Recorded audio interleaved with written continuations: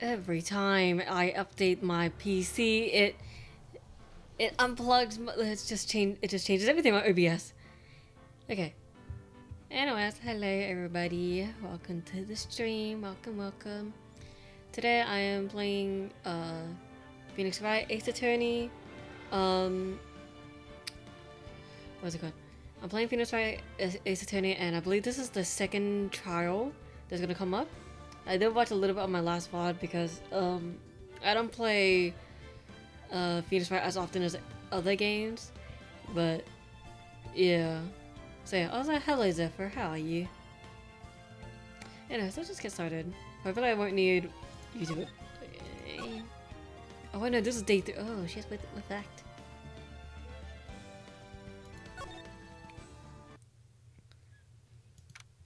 Okay, February 24th, 9:41 a.m. District Court, Defendant Lobby number 2. So what do you think, Mr. Wright? I think the prosecution is as confused as we are. After all, the victim was murdered in 2 different places at the same time. And a different suspect was arrested at each of the crime scenes. Lana. Good morning, Mr. Wright. I apologize for yesterday. I was indisposed. I suppose they didn't hold you too long for questioning. Yeah. We just finished, actually. I'm used to all-nighters though. How'd it go?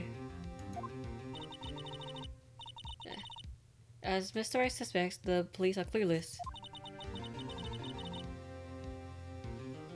I figured as much, so I struck a plea bargain. A plea bargain? What do you mean by that? We agreed that if I told them the truth behind this simultaneous murder, they wouldn't seek capital punishment. That's what I mean, Emma.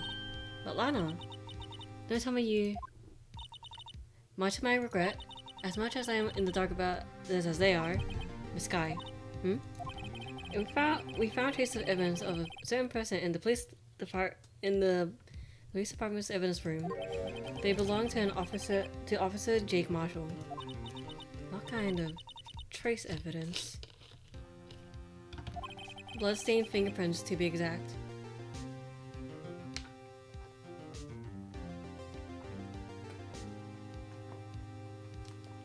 Excuse me. Didn't realize how thirsty I was.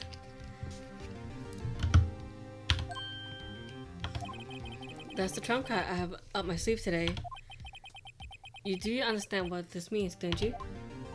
In order to defend my sister, you're going to accuse Mr. Marshall. We have to play the cards we're dealt. Isn't that right, Miss Sky? Do what you have to, Mr. Wright. Yeah. Okay. Court is now in session for the trial of Miss Lana Sky. The defense is ready, Your Honor. The prosecution is... I'm afraid you have to clarify. It takes 30 minutes by car to reach the police department to the prosecutor's office. Yet the victim, Bruce Goodman, was slain at both places at the same time. That's not physically possible, is it? Unless he had a twin. Even then, twins have different blood. Okay. What's more, I hear the victim from the evidence room just disappeared. Yes, and the blood eventually reappeared in the trunk of Mr. Edwards' car. Wow, this is one messed up trial. One of my duties as prosecutor is to present impartial evidence. Welcome back, you just came back from ads. Today, I will present evidence relating to the murder at the police department. So, in doing so, I believe the way in which we should proceed will reveal itself. And that's what sets Mr. Edgeworth apart. He sounds so on top of things, even though he doesn't know what's going on himself. And that's supposed to be an admirable trait. Very well, let the trial resume. On the day of the crime, what exactly transpired at the police department? Mr. Edgeworth, you may call your first witness of the day to the stand. For its first witness, the prosecution calls the suspect of the murder that occurred at the police department. The suspect? You mean the so-called murderer? Oh boy. Things are getting wild from the get-go. Oh, hello. Will the witness please state his name and occupation? Yes, sir. I am Officer Mike Meekin, sir. I see. Okay. My occupation is that would be murder, sir. So you're telling us you're a professional killer? Sir, it was me, sir. I'm the one who did it. Fuck off, man. I'll never kill anyone again. You've got to believe me, sir. Actually, what we'd like to hear from you is... Sir, I'm what you call a part of the younger generation, sir. A person whose actions others can't possibly comprehend. Please, Mr. Edgeworth. Sir, help me, sir. Officer Meekins. Yes, sir. This guy. Give us your report of the crime. Consider that an order. Yes, sir. As you wish. After all, I am a part of a generation that must be told what to do, sir. You're very... Okay. You can't fault him for his lack of enthusiasm. Okay. Although it was not my normal duty, I was assigned to guard the evidence room that day. I spotted a suspicious man on the security screen and rushed into the room. I was only doing what I was trained to do, sir. I was suddenly attacked. I fought for my life. Then I did it. After that, I passed out until another officer smacked me awake. Alrighty. So, the victim, Detective Goodman, attacks you. Do unto others before they do unto you. That's the Meekins family motto, sir. I see. Then you fainted and a colleague helped you regain consciousness. Yes, sir. He knocked me upside the head, sir. Damn. It's like, it's just wake your ass up. Very well. The defense may begin its cross-examination. Okay. I'm gonna keep pressing him then. Okay.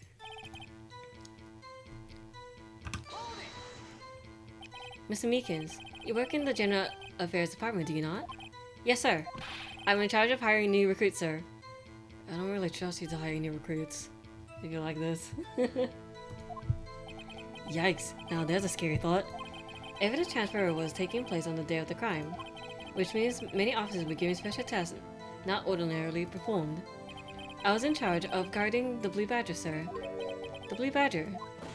Yes, sir. The lovely police mascot created by the chiefs of detectives, sir. That little creepy thing.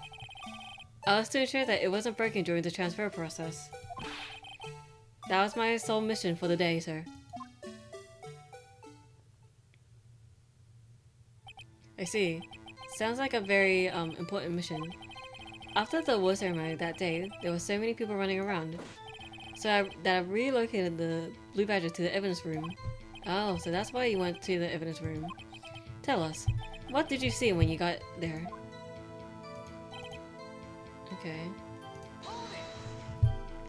In order to enter the evidence room, you need an ID card, am I right? Am I correct? Precisely, sir. I have one right here around my neck. I almost said sir again. So then, your ID number should be listed on here, right?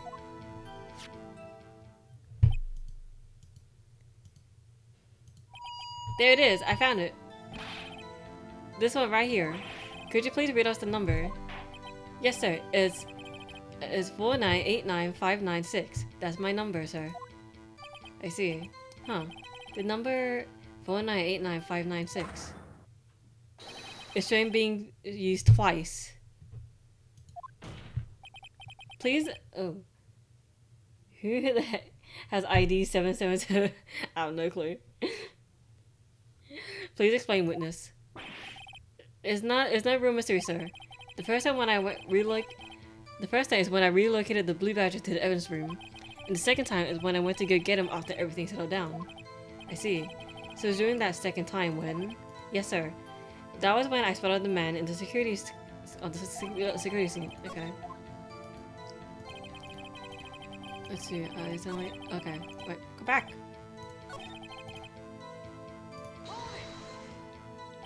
So you were attacked. Can you please tell us what happened to you?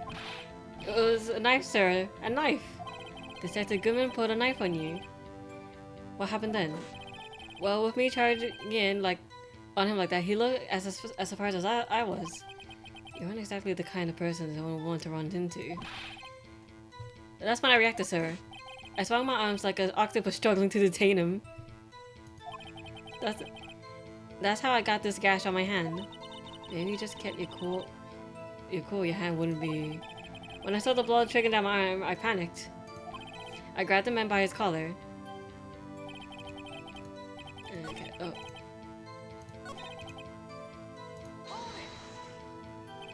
What exactly do you mean when you said you did it? I know I don't look the type, but I'm really into kung fu films, sir. Is that even a thing in the real world? Wait, what's the thing?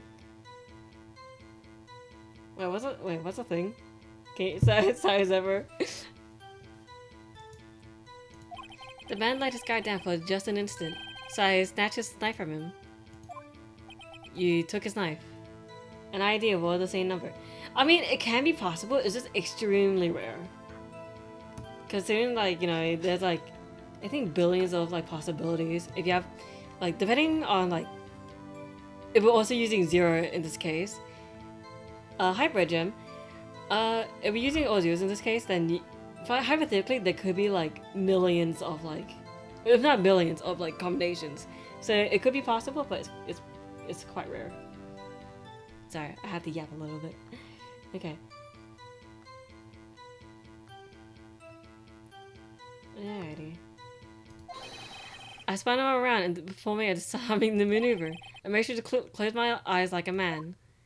I see. He must have been desperate. Then the next thing I knew, his white coat was drenched in the sea of my blood, and the next thing I knew, yes, he punched me right in my face, sir. Okay. You on court? I guess so. But I'm defending. About what time did you regain consciousness? No offense, sir, but how am I supposed to know that? I was unconscious. Oh, right. According to a report from the officer that woke up the witness, it was about 5:30. He hit me right in the head, too. I woke up crying in tears of pain. That's nice. I mean, it's nice that you recovered, that is. When I came around there, I made sure to finish my mission, sir. Your mission?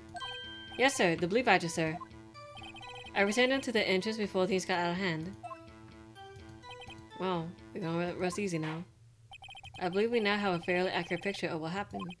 Yes, Your Honor. Only one thing remains unclear. Was the man this officer murdered really the victim? He's got a point. That place is L. I see. Yes, Officer Meekins? With regard to that, sir. Take a look at this. It was sent to my jail cell. Chief Gang delivered it to me just this morning, sir. The chief delivered it. What is that?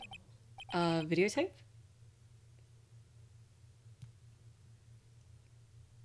Oh, policeman. What? Why did you respond to different like that? Like it was like yes, sir. That is absolutely right, sir. A videotape, sir. It contains footage of the security camera in the evidence room.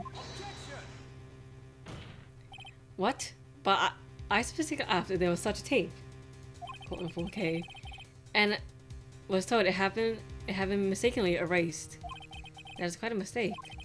I did what I'm told, sir. The only thing I'm really good at was like communication with the police department is as good as ever. Then let's have a look. Show the video of you murdering the victim. Oh, please stop using the word murder, sir. It scares me. A video of a real murder. Just what are we getting ourselves into?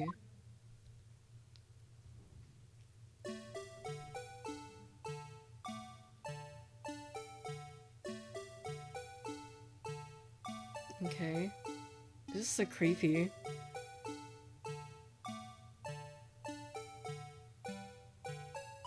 Okay. We got 3D models, everybody loves that.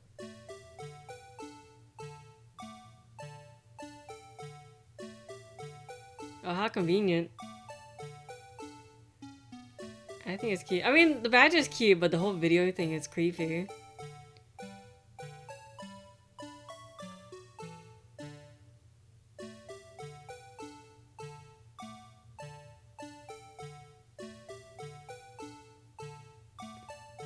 Oh my god. Oh my goodness.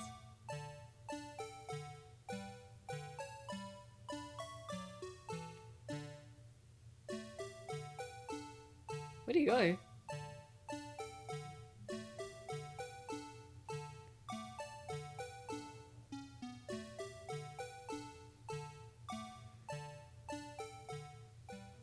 Okay. Well, I believe we're all thinking the same thing. How can we deal with these unsettling feelings stirred within us? What the hell was that wiggling piece of plywood?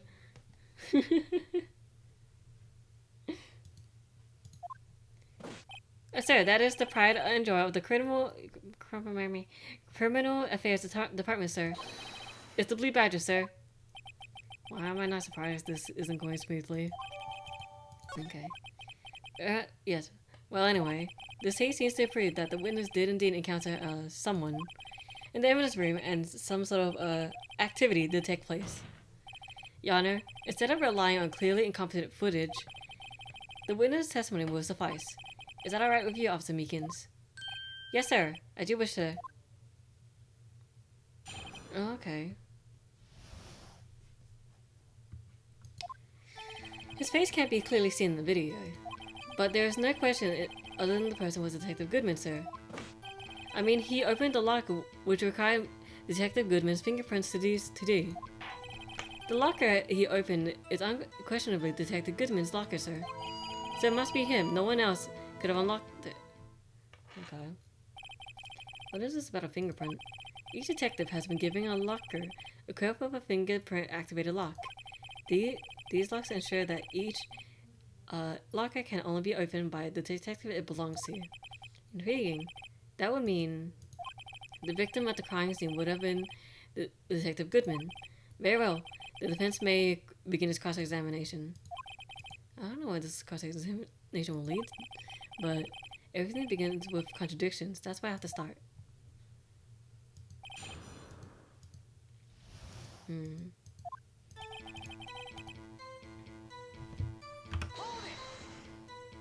Tell me, were you able to get a good look at him? At the face of the man who attacked you with a knife? Sir, if you must label people as having seen or not seen the man's face, I believe that would be classified as the latter. The latter. But you were standing right in front of him, were you not? More to the point, you're the person who fooled him, aren't you? Oh yes, sir, but I didn't get a clear look at his face, sir. I'm not the kind of guy who looks directly at people when talking with them, you see. Yeah, okay. Yeah, that's a good trait for a police officer. Still, I'm sure it was him. I bet my badge on it. I don't think you should have your badge.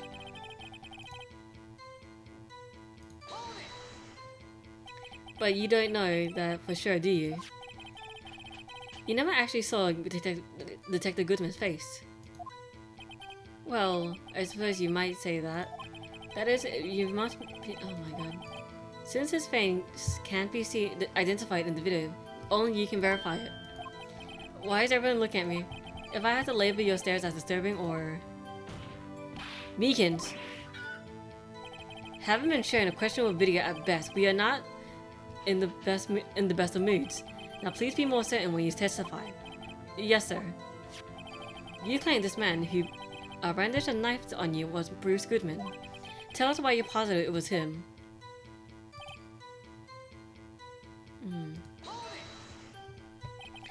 About these lockers, is there no other way to open them? No, sir. I myself tried all kinds of methods in the past. They only respond to registered fingerprints, sir. I wonder what kind of methods he's tried. If the man opened the locker's lock, which only responds to its registered fingerprints, then he must be the person the locker was assigned to. Exactly my point, sir, and this too. Okay.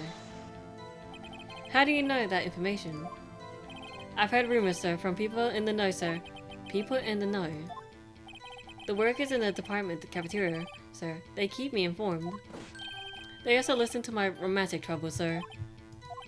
For the record, the open locker did indeed belong to Detective Goodman. I verified this information through a more reliable source.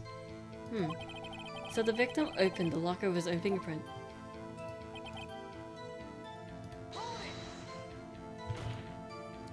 However, the most important detail is not shown in this video, the man's face. Sir, if I may say something, sir, please do. After all, you're the one being examined. I don't understand why the man's face is so important in this case, sir. I mean, it was his hand that opened the fingerprint lock.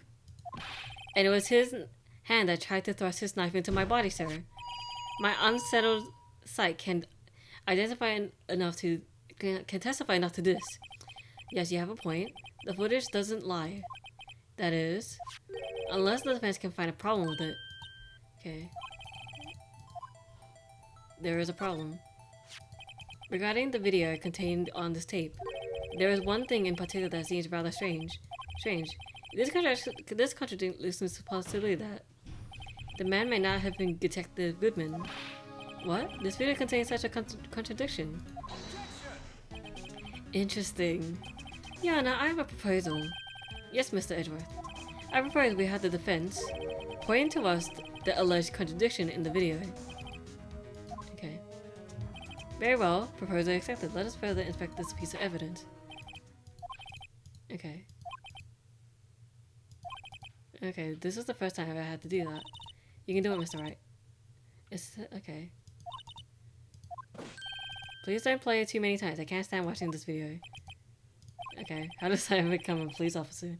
Now then, Mr. Wright, please enlighten us. Okay.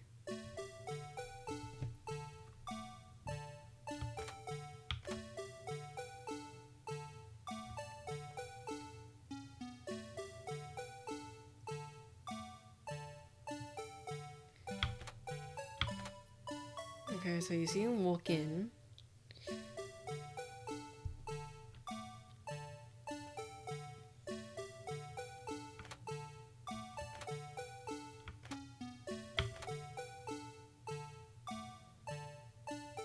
So something fell out, but I don't know if that counts.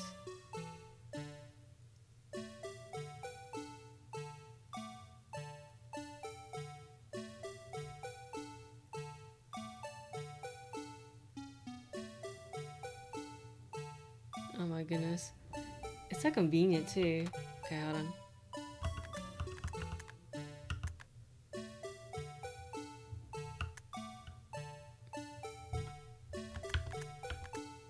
Oh, I can't even see.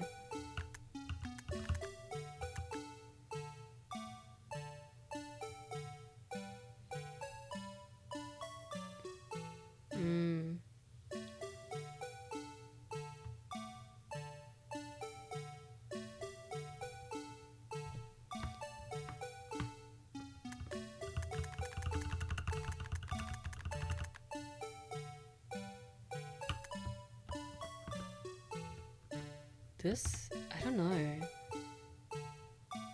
Because it looks like something did fall out.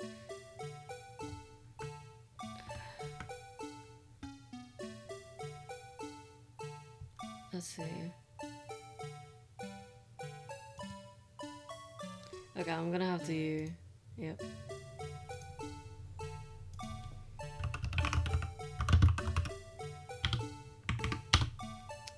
Okay.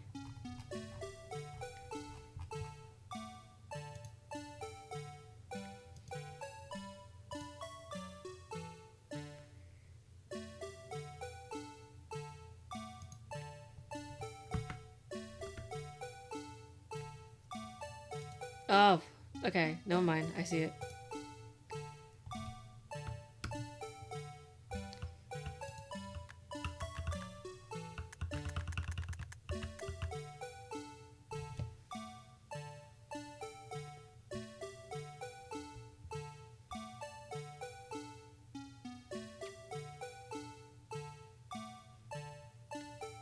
Oh yeah, the light is on.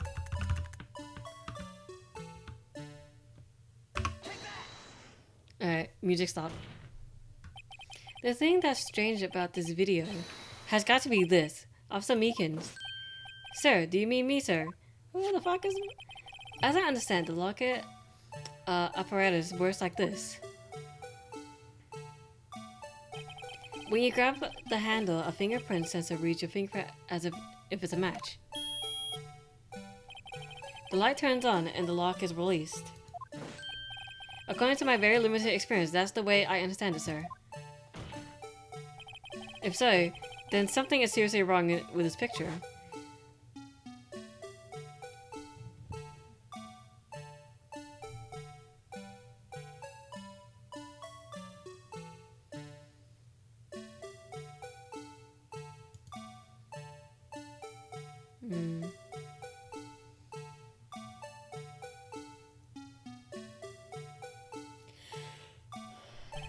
The victim reaches for a handle to open the lock. Let's rewind to a little earlier. Okay.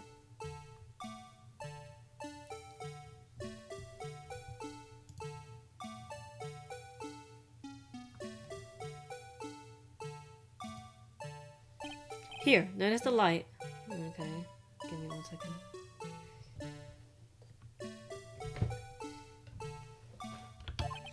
What's this? It's already lit. Precisely my point, Honor. The lock was already open before the victim grabbed the handle.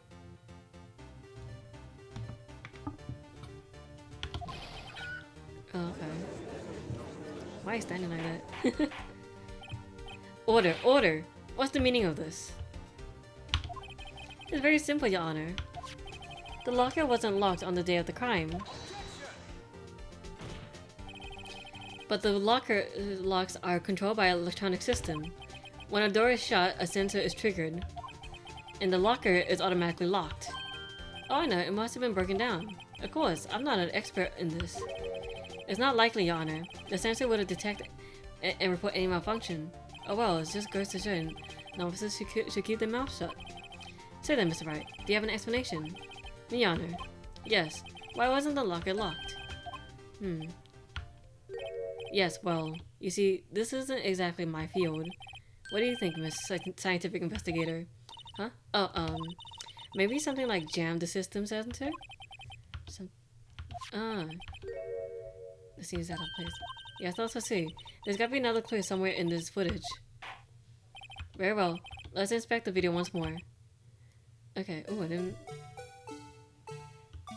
Okay. Okay, so he walks in. So, oh yeah, the glove was like... okay, wait, how do I pause?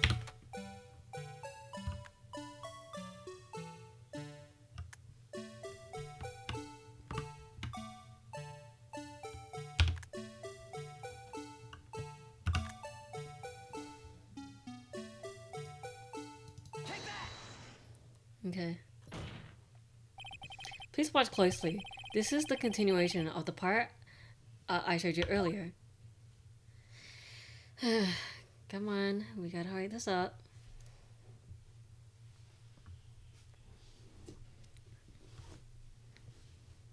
Okay.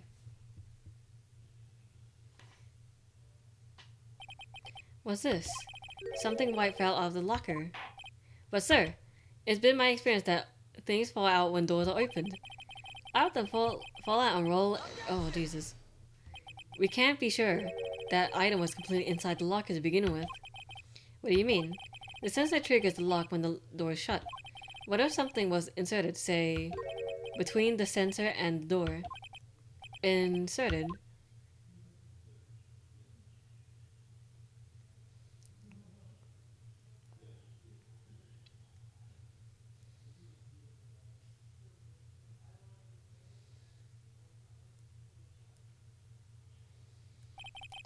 This white thing wasn't inside the locker.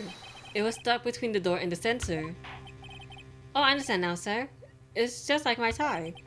2 out of 3 times it gets stuck in the door and I get out of my patrol vehicle, sir. Instead of the door closing, the tie tricks me. But the object would have been extremely thin to fit in the door.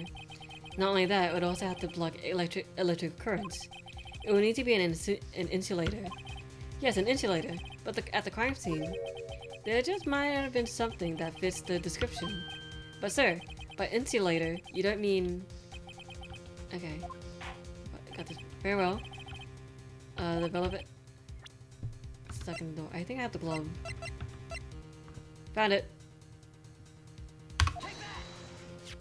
I found this near the locker, a thin rubber glove. But we can't be sure that was in the victim's locker. It has a tag that says SL9 incident.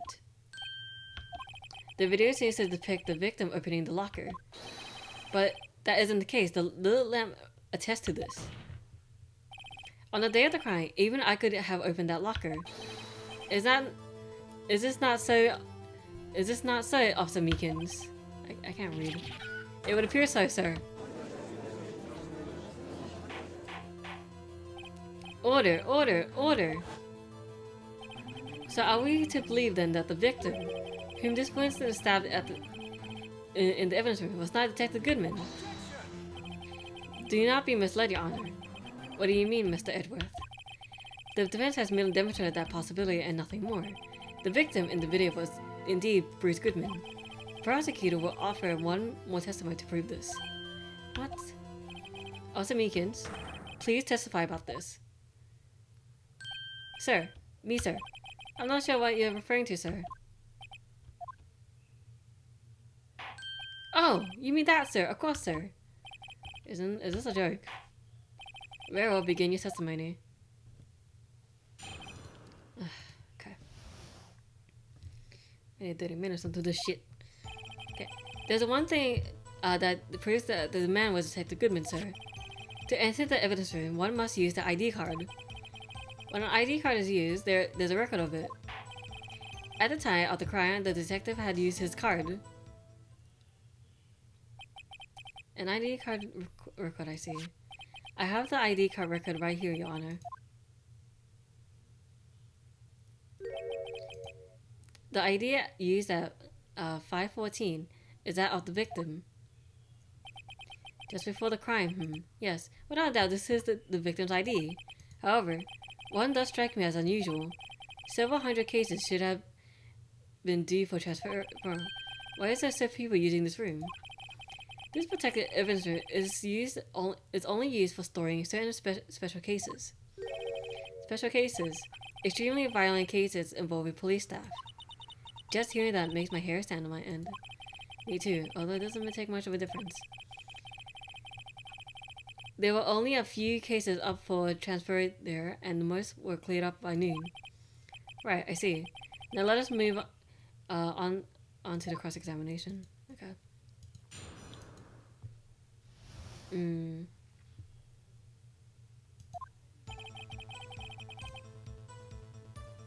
Okay.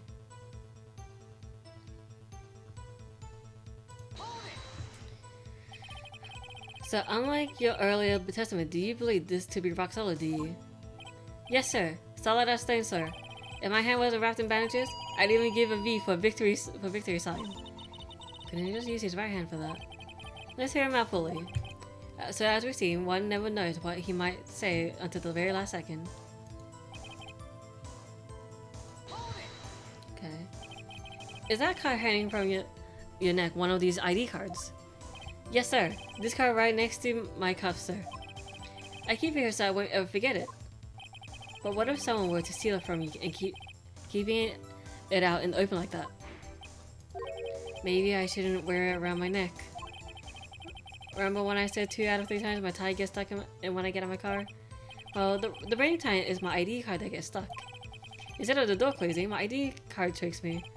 Maybe I should just leave this one alone. At any rate, each police officer has only one ID card. Both of the police department and the prosecutor's office can attest to this. Please, okay.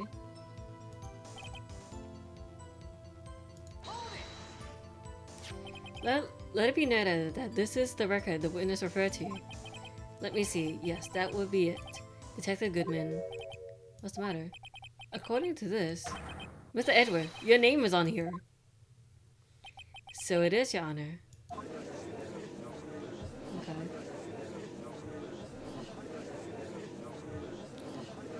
Oh my goodness. Mommy's is the man in blue. You got the wrong color, kid.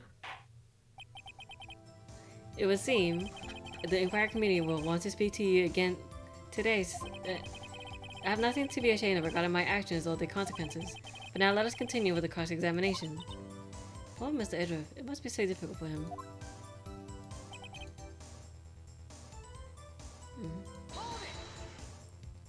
Earlier, I believe you testified that when you asked the man to show his ID card, he pulled out a knife on you. Yes, sir. He didn't show me any ID card, sir. Don't you think that's odd? I mean, if he had his ID card, all he had to do was show it to you. There wouldn't be any reason to draw a knife. Maybe he just panicked. Everything stems from contradictions. Let's point them out. What do you think? I'm confused. What? Okay. Okay, you think? Come on, let's show him what we got.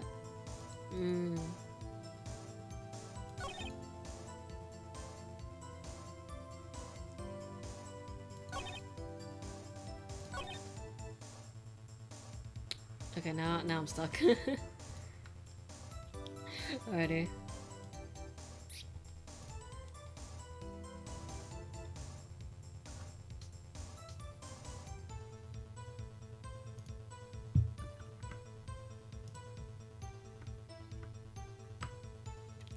Okay.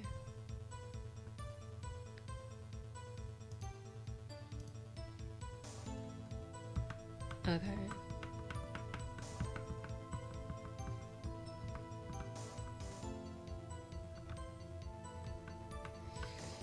Excuse me.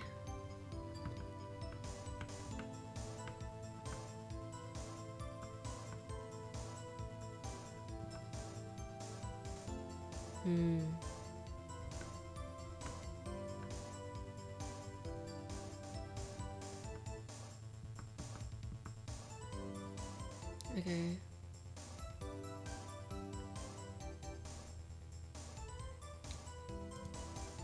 What do I present? Lost item report. Okay. Got it.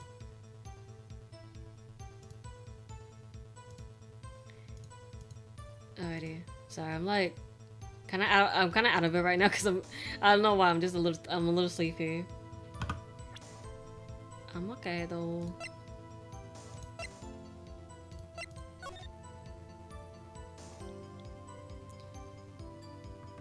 Okay.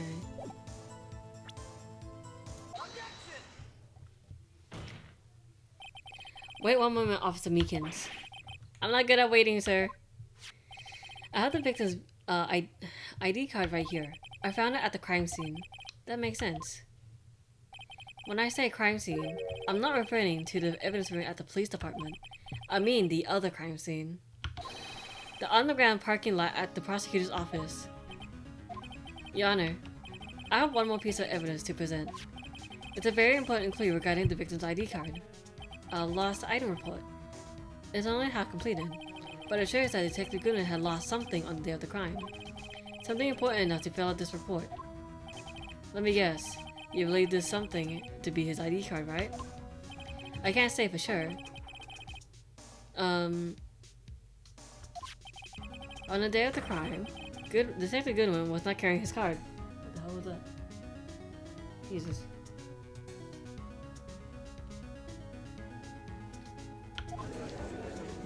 Okay. Order. So now, what does this all mean? It can only mean one thing. It doesn't require much thought.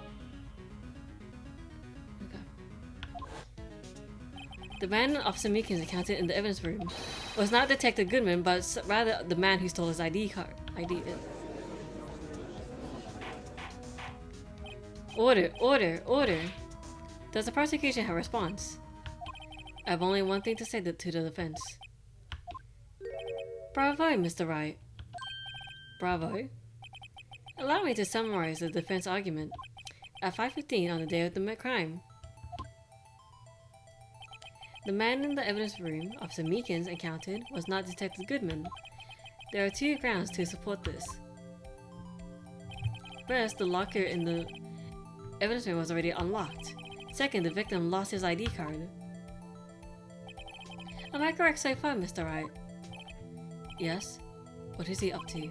That being the case, we must inevitably arrive at a single conclusion.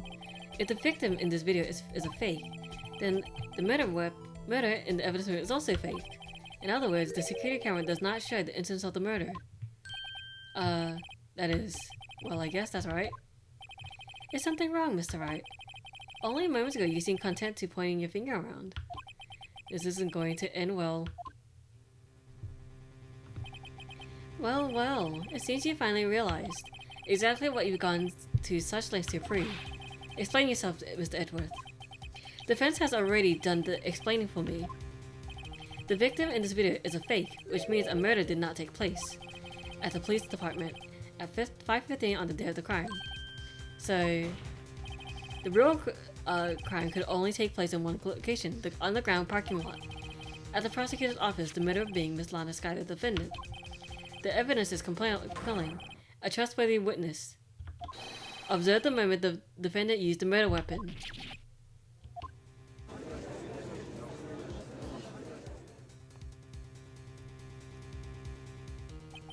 I knew that testimony was way too shabby. It was all a trap from the beginning. The activity in the evidence room still leaves many questions unanswered. Who exactly was the victim Otto Meekins encountered, and where did this person disappear to? However, this trial's purpose is to examine only the murder of Detective Goodman. Just so, Your Honor. Mr. Wright, you have to do something else, Lana. What do I do? How am I supposed to get myself out of this? One moment, Your Honor. What now, Mr. Wright? Don't tell me you're objecting to what you just proven. Of course not. But I almost walks right into the prosecution's trap. What are you talking about? This cross-examiner has proven one thing and one thing only. The security video did not show the actual murder.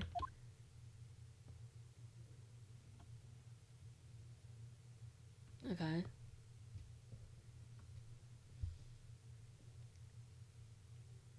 But then where did he go? You know, that's my main question. Like, where the hell did he go?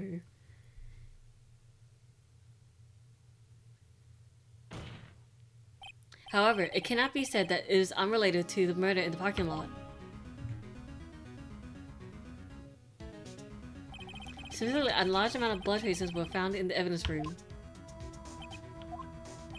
The defense demands further explanation to the truth of the matter. Mr. Edgeworth? Yes, Your Honor? If this court were to examine this further, other witnesses will be necessary. Is the prosecution prepared? I'm sorry, Your Honor. The prosecution considered the incident at the police department to be unrelated. We are not prepared any other witnesses for this incident. This is just might be our chance. Okay. Time to call a Texas Ranger to the stand. Sorry, do you mean? Your Honor, the defense would like to request a specific witness. Oh, whom do you have in mind? Someone we have reason to believe knows the truth. The truth behind the activities that took place in the evidence room. The person requests to hear this person's name before deciding whether or not to comply. Very well, Miss Wright. Okay, I have to say it. What is his or her name?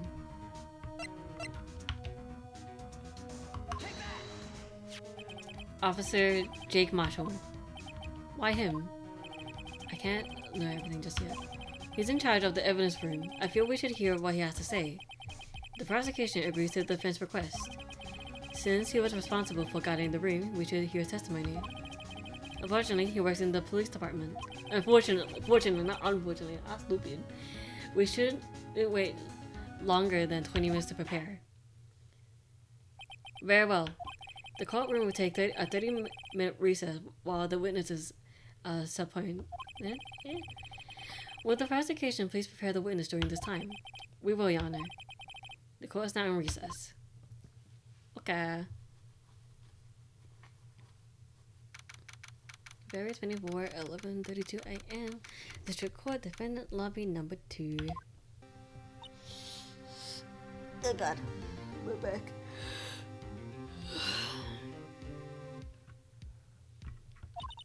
There's no stopping you, is there, Mr. Wright? Huh? What do you mean? You called for Jake Marshall. It seems you figured everything out. I haven't figured out anything out. Lana, You're the one who knows everything. Emma. You always know everything. Why don't you just tell us? Mr. Wright is trying his hardest to protect you. I don't ever recall asking you for his protection. How can you be so cold? Don't you trust us? Us? Don't you trust me? Oh, we're not interrupting anything, pals. Fucking gumshoe. Oh, guess I am. I'll come back later. Oh, now everyone's sad. Wait, Detective Gumshoe, what is it? You got a lot of nerve, pal, making a detective run all around while on duty. And to top it off, you call me here. I've seen happy people at funerals. Sorry, detective. You better be, pal. Hey. Oh. I didn't see you there, Chief Prosecutor Sky. That's okay, so. How you wrote what I asked? Oh. What the? You mean this, right? My apologies, detective. Due to my present circumstances, I was forced to use Mr. Wright's name when making my request. My name?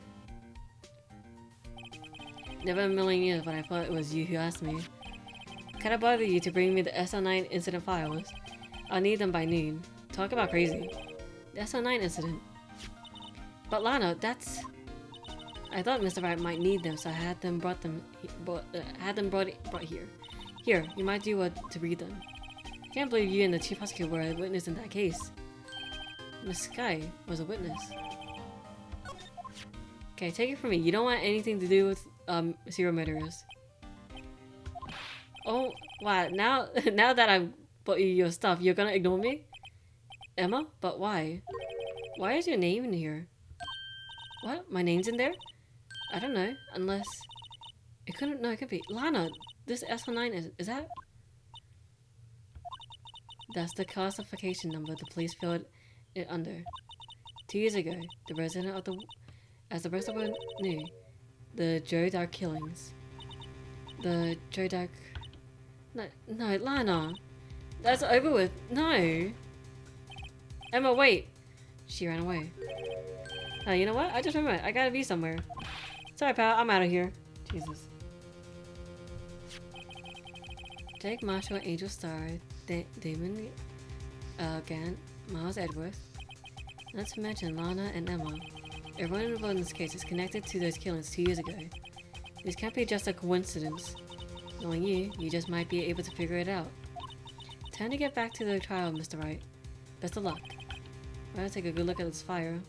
I can't. Why am I stuttering so much? To be continued already. Okay. Yes. Yes.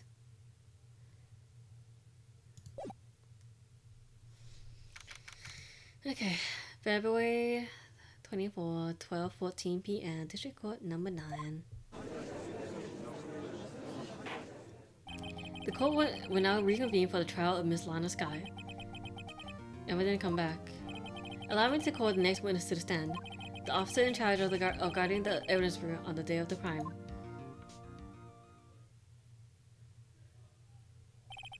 Witness, please state your name and occupation. Me, partner? I'm just a man whose name is you, wandering the trails of civilization. Occasionally helping the elderly cross intersections when needed. Yes, we get it. Oh, I know. You're a patrolman. As for my name, if you listen hard enough, you can hear the howling wind calling it out. To be exact, it's Jake Marshall, Your Honor. Howling wind. I never heard anyone describe it that way before. Now, Mr. Marshall, let me ask you something. You were in charge of guarding the evidence room on the day of the crime the crime took place. Is this correct? According to the papers, partner. What do you mean? A desperado soul is just as boundless as the desert sand. No paper can sum it up. Maybe it's best we get on with this quickly. Please share with us your testimony of the day of the crime. In plain old English. Okay, day of the crime. My job was to keep a wary eye on the Burn orchid. Orchard? I don't know.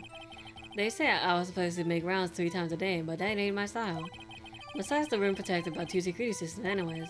If I remember right, I was at the street side of Saloon at the time it went down. I'm just an innocent traveling man, so out of ammo it's time that I hit the trail. I can't say I particularly care for your attitude. I can't say I care for your beard, but you don't see me complaining. Wait a minute. What do you mean by 2 security systems? I mean the security cameras and the ID card reader. I reckon every cowboy like you knows about those. Yes, very well. What about the fingerprint activated locks on the evidence lockers?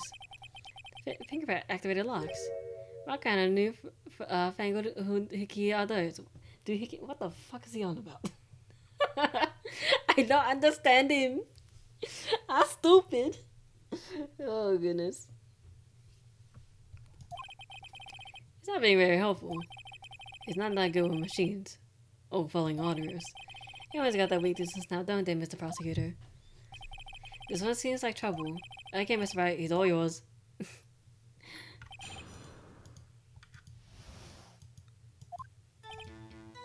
Okay. How exactly did you keep an eye on the evidence room? I just made sure nothing moved in the security camera monitor. That room's so still. Even time dies in there. I was just a caretaker who entered the recordings. You entered them.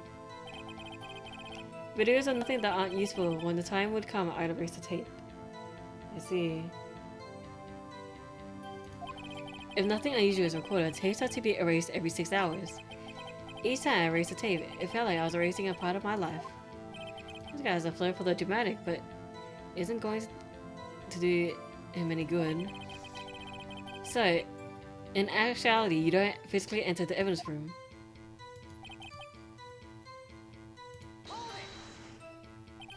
But you made your rounds on the day of the crime, right? Ain't you heard a word I said, partner? I told you that ain't my style. I'm afraid I don't understand. No desperado I know unless the rules get in his way. No desperados I know I joined the police force. So Officer Marshall, on the day of the crime, just between you and me, I don't set foot in the evidence room that day. There was rubber gloves stuck in the victim's locker. Do you know anything about that? Sorry, partner, can't say I do. I haven't been on that craft in weeks. Okay, I'm just gonna avoid being fired. You used to be a detective, so you used the evidence room in the past, correct?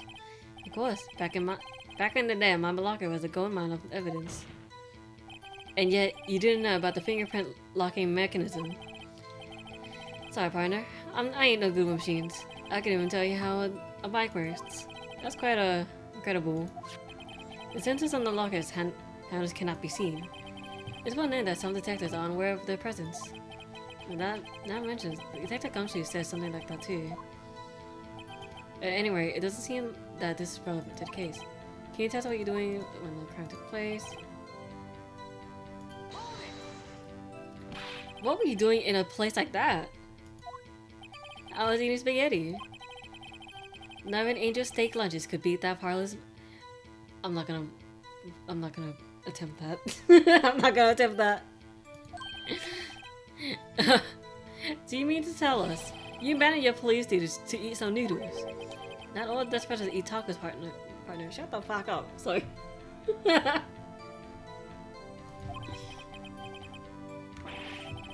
That's not what I meant. I heard this has at least taught you a lesson. That's strange. This is usually where it just says, did you not want to raise this year?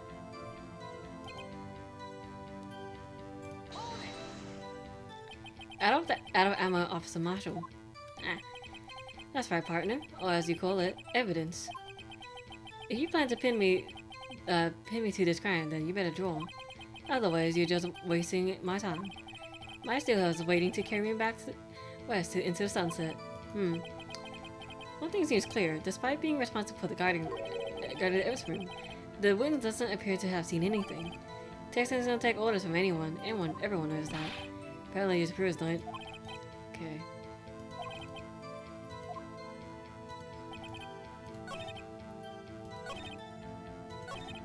Mm. Okay, now I'm confused. I haven't done much, have I?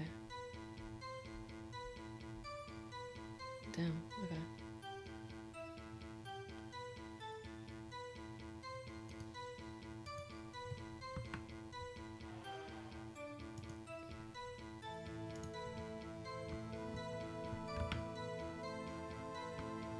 Okay, he said hold it there.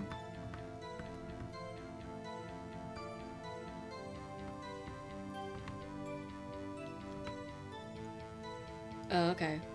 So the last part is about his fingerprints. Okay, I get it now. Yeah, yeah. Alrighty.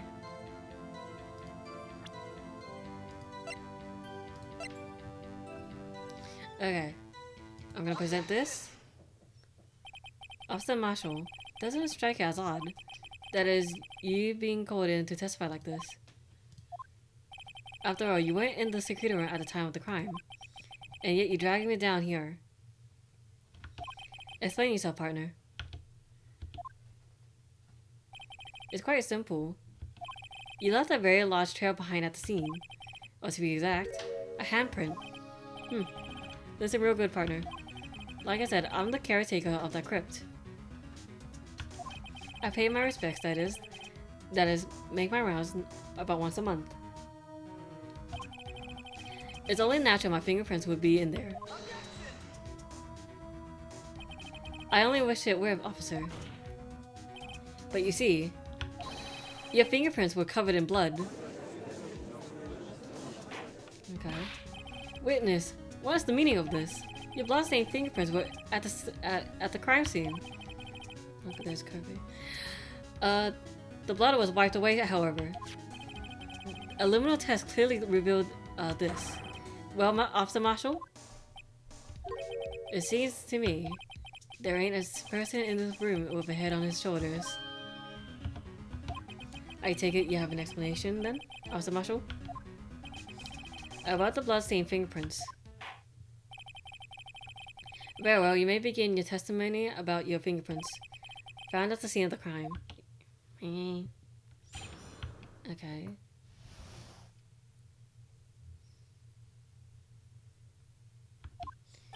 Like I said, it's only natural for my fingerprints to be in that evidence room. Oh shit! Almost dropped my iPad. I use this shit to re-chat. Okay. The same place after the handprint. The man who touched the locker where my fingerprints was by chance. The bloodstain and the fingerprints are completely unrelated. Oh, did you know the murderer was wearing gloves? See? I had nothing to do with it. Okay, The witness' explanation appears valid. Although there's room for doubt. Life wouldn't be fun without any doubt, partner. The defense might now cross-examine the witness. This guy's hiding stuff, I can feel it. Okay, I'm gonna press on everything. Okay. That's because you, how do you put it, pay your respects once a month. Yeah, that's right. That and one more thing. That locker happens to be mine. What? What do you mean? I mean what I said. That's the locker I used when I was a detective. The locker I still use. And all that's in there now, there is a heap of broken dreams. I see. It'd be strange if my fingerprints weren't all over that locker. Apparently his fingerprints data was never removed from that locker's programming. It must have been using the fingerprint lock at this time without ever knowing it.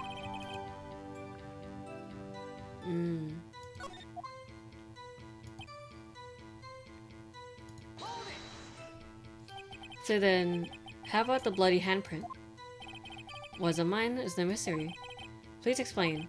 My locker is covered with my fingerprints. It just so happened.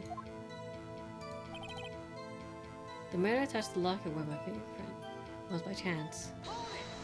But it's like at the exact spot though. The chances of that happening are 1,000,000 to 1. On the contrary, one could argue just the opposite. The chances of that not happening are 1,000,000 to 1. Let's get one thing straight, partner. You're gonna get no reward from me with mere fingerprint. You wanna know why? I'm completely unrelated.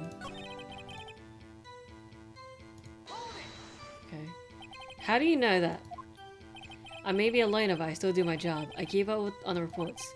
There was blood stains at the scene, thought to be left by the murderer. That's right. It was found on Detective Gumshoe's locker. However, no fingerprints were detected on the handprint. Yeah, I think we tried that too. So that would mean the murderer was wearing gloves. Happened to their hand on top of the officer marshal's fingerprints. Okay. Picture? This seal of blood is in the desert just for food for the buzzards. There's only one reality, and that's this. The security tape. As long as my trail isn't there, you can't say otherwise.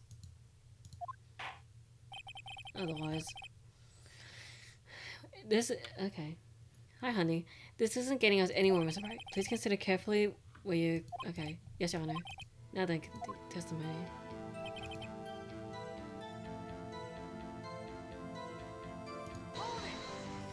Okay. What do you mean by that? You want me to tie this to this crime, isn't that right, partner? If so, that video is the only direct evidence you have. But the video is next to useless. It's full of blind spots. Blind spots. Places you can't see. How did the detective... The camera panning back and forth, and the floor isn't shown. If someone were familiar with the camera's position, they could leave the room without being caught on tape. We don't have time for your speculations, Mr. Wright. Well, Mr. Wright, if you can show us the evidence in this video that indicates Officer Marshall was present, please do so now. Very well. Allow me to point out your mistake. Tread carefully, Mr. Wright, or you might wind up being the one making the mistake. Okay.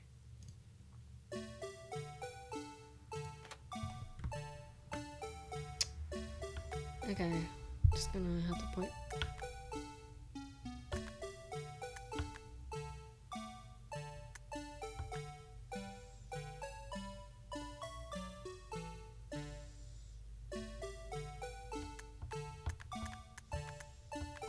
Oh, he's wearing gloves.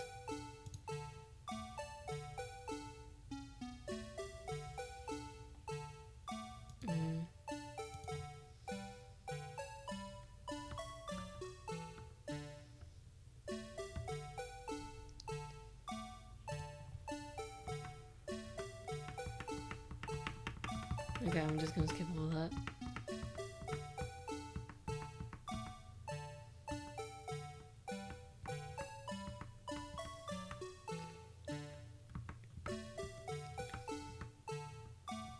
Okay.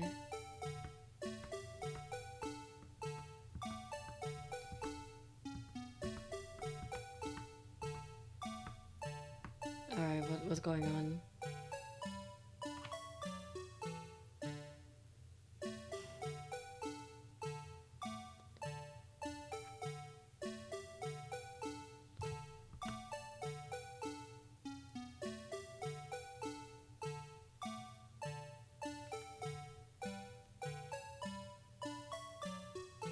I see, okay.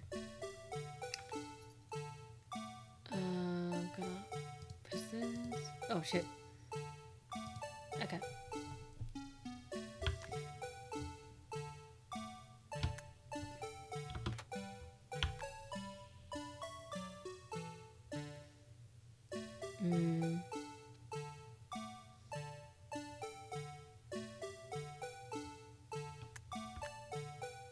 Okay.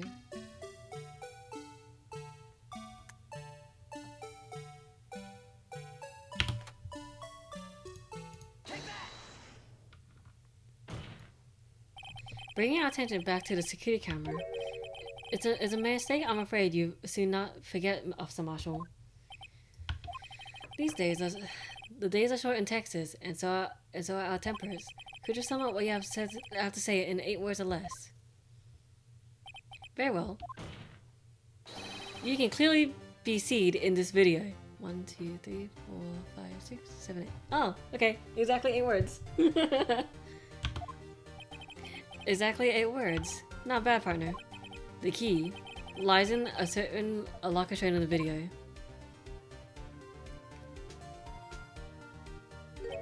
That locker with the white cloth sticking out. That was the witnesses, I believe. Now then, let's rewind the tape a bit.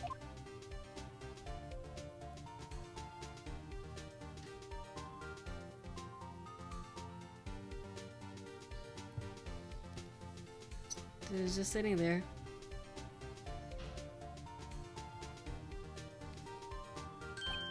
Oh, that white cloth. It's gone. What's the meaning of this, Officer Marshall? When the crime scene took place, the white cloth wasn't there. Then it suddenly appeared. There's only one explanation. Officer Marshall, you were in the evidence room at the time of the crime. What's more, you opened your locker when the camera was turned away. Order, order! It would seem that... Hold your horses. Sorry, partner, but you got the wrong man. So what if my locker was open? That doesn't mean I'm the one who opened it. The murderer needed to hide something, so he opened a locker to stuck it in. It's not my fault he happened to choose mine. Why is everyone staring at me like I'm a wanted man? This guy isn't just playing dumb. He really doesn't know.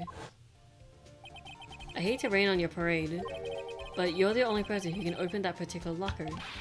Oh yeah? I call you bluff. You say open that locker, now prove it.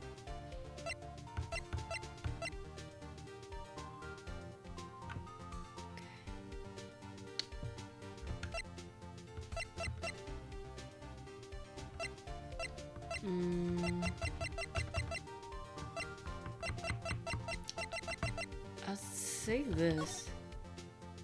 Oh, whoops.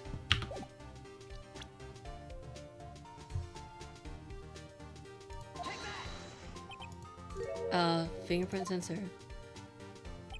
We talked about this earlier today. The locker can only be opened by detectives they belong to. What kind of crazy talk is this? Well, Detective Gumshoe did mention something about this. In any case, the locks aren't that obvious. There are even some people in the force who don't know about the fingerprint locks. So, Sheriff, what do you have to say in 8 words or less?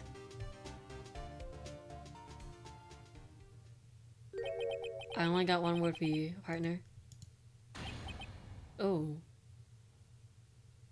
I don't understand. Order, order, order. Witness, explain yourself. If this is a joke, it's the worst I've ever heard. I assure you this is no joke, Officer Marshall. Now then, please tell us what you were doing in the evidence room at the time of the crime. Olay. Please answer the question. What is he now? A bluff fighter? A bullfighter? Why am I dyslexic? Okay. That's alright, Officer Marshall. I believe we can figure out the rest out from here. We can? Have a look at these floor plans. There was no place for someone to hide in the evidence room. Yet Officer Meekins didn't see Officer Marshall. If that's so, then where was the witness? It seems Mr. Wright has an answer. Well then, let's hear it.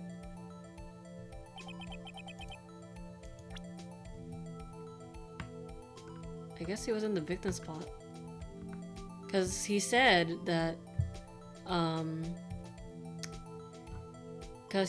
like, what's it called? Meekins doesn't look at people, so maybe he didn't see. But then again, you can't even yeah.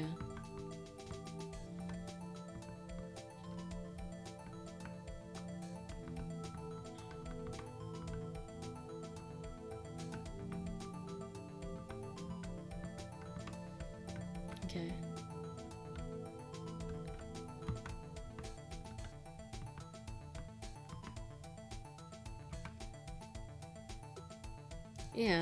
Yeah, I was correct. Okay, I was watching the video just in case.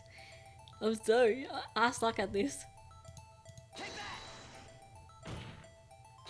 Officer Marshall was standing right here. There, but that's where the victim, Detective Goodman, was. Correct, unless the man wasn't Detective Goodman. I believe the victim in the video is Officer Marshall. It was you dressed up like Detective Goodman. That's preposterous. Also, Meekins witnessed the detective at the crime scene. Once he saw the man's face, he knew for sure. May I point out, though, that Officer Meekins did not know Detective Goodman. He also testified about the man's reaction when confronted. When I entered the evidence room, I asked him to show his card. Okay. Something about the officer's story puzzled me. If the man had his ID card, why didn't he just show it? Yes, he would have needed it to enter the evidence room, so he must have been carrying it. The answer is simple. He couldn't show it. As you can see, Detective Goodman's picture is on his ID card. Oh, I get it. If he showed that, his card would have been blown. Officer Meekins would have realized that man wasn't Detective Goodman. Do you have anything to say to this, Officer Marshall? You got quite an imagination, partner. We got a term for that. It's called circumstantial evidence. Circumstantial evidence? He's still denying it. You're gonna have to do better than that to break a detective. Unless you have the hard evidence proving I dressed up as the victim. I can't say I particularly care for your uncovered disposition. I can't say I care for you. Oh my god. What, Mr. Wright? Okay. It was just as the victim. Well, who am I kidding? I don't have anything like that. I can see the fear in your eyes, partner. Sorry, that was my rings. It seems you're the one who couldn't take the desert heat. This can't be happening. So obvious he's the one. What can I do? It looks like your lack of experience has finally been exposed. I'll pass on to you what someone told me when I was starting out. When you run into a wall with no place to go, return to the basics. The basics. For me, that will be what Mia used to tell me. Phoenix, try thinking outside the box. Okay. I shouldn't look for proof that Marshall was in disguise. But rather, I should look for evidence that came about because he was in disguise. Why do you think this locker was open in the first place? What do you mean? No reason for Officer Marshall to open his locker at the time of the crime. Yet he did, despite the chance it might be discovered later as it has been. Which means he didn't originally plan to open his locker. According to the defense's argument, Officer Jake Marshall dressed up as Detective Goodman at the time of the crime. Then after the crime was committed, he opened his own locker for some unknown reason. The fact is that a white cloth is sticking out of the locker. It seems to indicate that he opened it in order to put the cloth inside. So, what exactly is this piece of cloth? Perhaps the video is key to all our unanswered questions. Okay. Very well.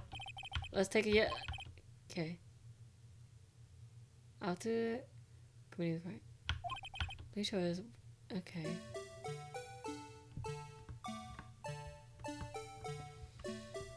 Oh my god.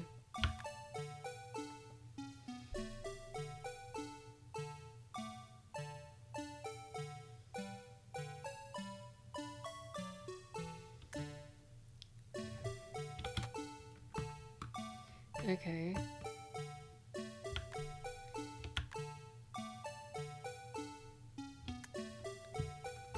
Wait, hold on. Oh, you can't even see his face. I guess like the developers kind of like feared like something like that would happen.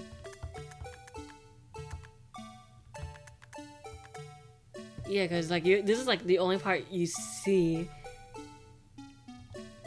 that would like quote unquote indicate his face.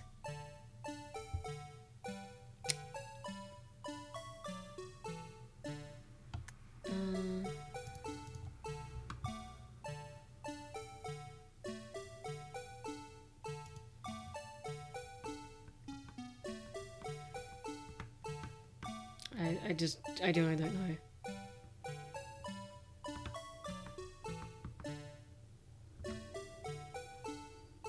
Oh, okay.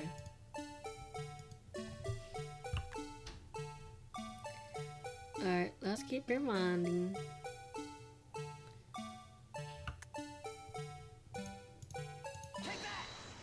Okay. For some reason, you disguise yourself as Detective Goodman. and entered the evidence room, though I don't know what to end yet. However, something unexpected happened. Officer Meekins barged in on you. When asked to pull your ID card, you pulled a knife on him. However, Officer Meekins panicked, and the white coat you were wearing was soiled with blood. A bloody white coat. You couldn't just walk out like that, so you hid the coat in your locker. Not bad, partner.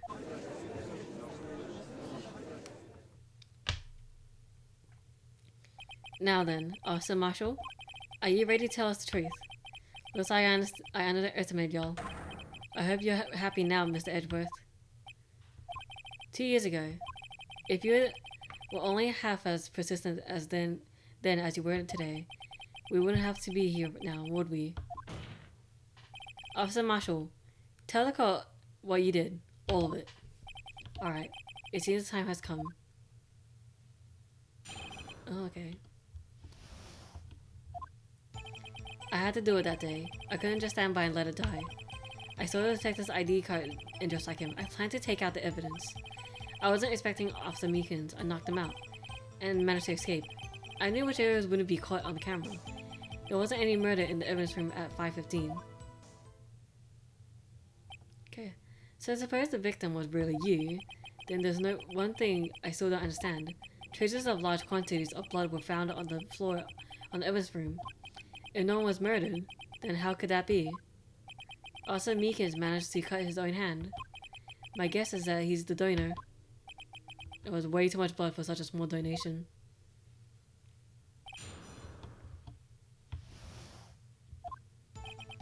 Okay. When you say it, you mean, do you even have to ask, partner? The SO9 incident. 2 years have passed since that case was closed. It was to be completely end with the transfers that day. Not if I have anything to do with it. That incident's not over. What did you do? What did you hope to accomplish by sneaking into the evidence room? When a case is closed, only the case lead detective can look through the evidence. I wanted to have a look at it myself one more time, no matter the cost. I don't care what anyone says, that case is mine. Marshall wasn't in charge of that investigation. Why does he care so much about it? The day was my last chance. That's why I saw the detective's ID, and just like him, and planned to take out the evidence. Why did you disguise yourself as Detective Goodman?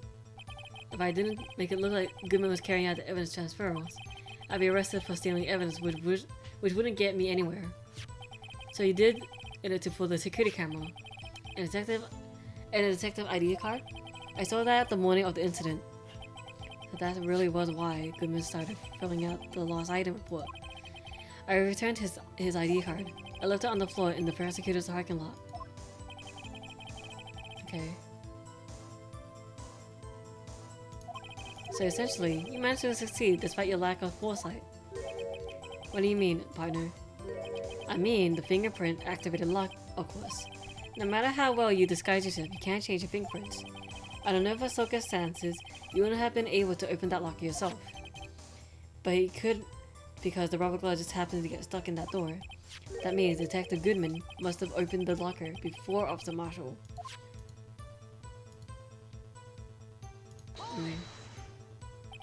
You pulled a knife on Officer Meekins and tried to drive him off.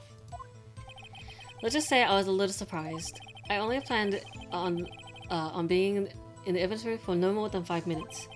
I didn't think anyone would actually come in during that short time. Officer Meekins, certainly one in a million type of person, mistaking a detective for an intruder and demanding to be shown his ID. I'll have to think a little more about his raise this year.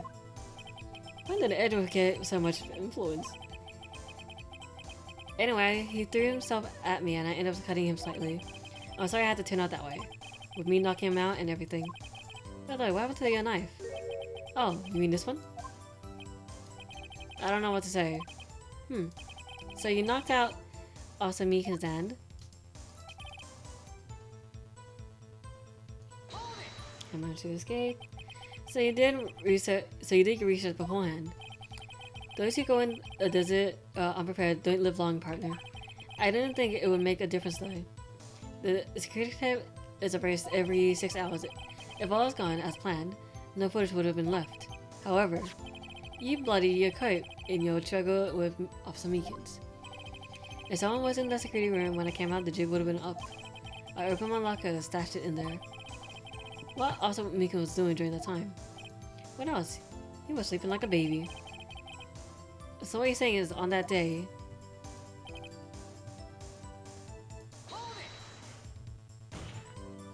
Okay, but the violent flood at the scene certainly indicates a crime took place. What, are you blind? The victim shown on that videotape is me, and I'm not dead yet, partner. So you stole the evidence from the locker. Is that actually... No, I didn't. Why not? When I opened the locker, the evidence was already gone. What? Mr. Edward, where is that evidence? It's still missing, Your Honor. Okay. Cummins' locker was already empty. Someone else stole the evidence. Also, Marshall, may I ask you one thing? Fire away, partner. It's a free country. Just remember, I'm also free to decide whether or not to answer. Why did you do this? Stealing a detective's ID, injuring a police officer. This is no small offense. Moreover, you're an officer yourself. This will have a serious consequence. This can't be forgiven with a simple cut in salary. Not that salary cuts are ever a valid solution. Like I said, this isn't your case. This one is mine. I'll do anything it takes to get an answer I'm satisfied with. The witness has an unusual amount of zeal. Let's hear more. You know why? But that case was solved 2 years ago, wasn't it? That's the reason the evidence was stored in the evidence room. Joey Dark was convicted for his crimes. One thing I can say for sure, he deserved his sentence. I remember the Joey Dark case. It involved serial murders, didn't it? I don't intend to explain how it turned out, but there's something that still bothers me. Something went down at that trial. Something no one will talk about. What happened? I don't know. That's what I'm trying to find out. Why is he so concerned with that incident? Maybe I should press him. What do you think he's wrong with? Okay, everyone's ball here.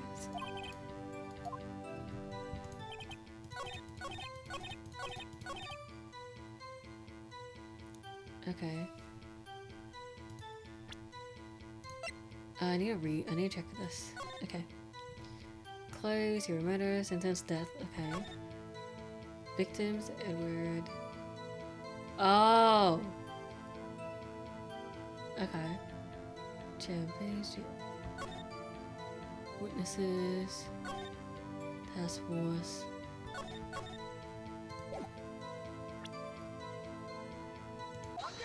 There we go. Also, Marshall, I think I understand. I think I know why you care so much about the SL9 incident. Sounds like you've been sipping too much cactus juice, partner. I have the SL9 incident file here. The name, Marshall, is mentioned in here. In a list of murder victims, Neil Marshall, are you related to this man? Neil Marshall? Yeah, I'm sure you've heard the name. 2 years ago, he received the same lousy prosecutor award you got. What? A prosecutor? He must be talking about the King of Prosecutors award. Now I remember. Prosecutor Neil Marshall. He handled the SL9 case before I did. That's right.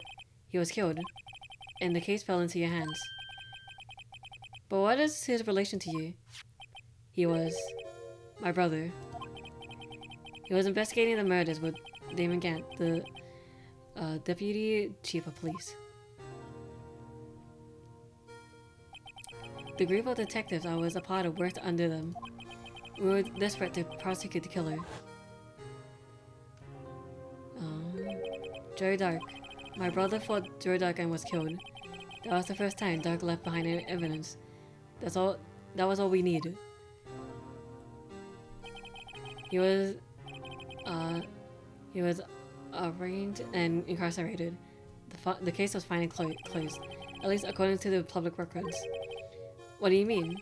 My brother couldn't have been killed by Joy Dark. I knew my brother better than anyone. No one could have beat him in a fight. And that's it. That's your reason for your insane actions. There's more to my brother's death than what the workers say. No matter how much you try to hide it, you can't fool me. At least one thing's for certain. Now we know what happened at the police department on the day of the crime. That was the last day the SL9 incident could be reopened. Not satisfied with its resolution, also Masha planned to steal the evidence. Disguising himself as Detective Goodman, he entered the evidence room. Officer Meekins confronted him, so he rendered him unconscious and fled. Yes, this mystery has finally been cleared up. No murder took place at the police department that day. The thing that happened by chance never ceased to amaze. At the exact same time as the murder at the prosecutor's office, this fake murder was going on at the police department. Chance. It's gotta be more than that, just that. If one was murdered at the police department on the day of the crime, that means the murder in the prosecutor's parking lot was the real one, which in turn means only one person could have committed the crime. Chief Prosecutor Lana Sky. But wait, a verdict wasn't reached in yesterday's trial, which is why we examined the incident at the police department today. But there's only one reason the defendant was not convicted yesterday. There was yet remained the mystery of the simultaneous murder at the police department. It seems to me this boy's got a draw on you, partner. All the mysteries at the police department has been resolved, no doubt about it.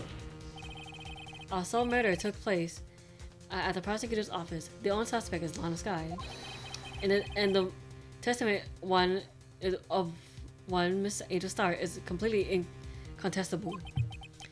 If you have a response, make it a single word or less.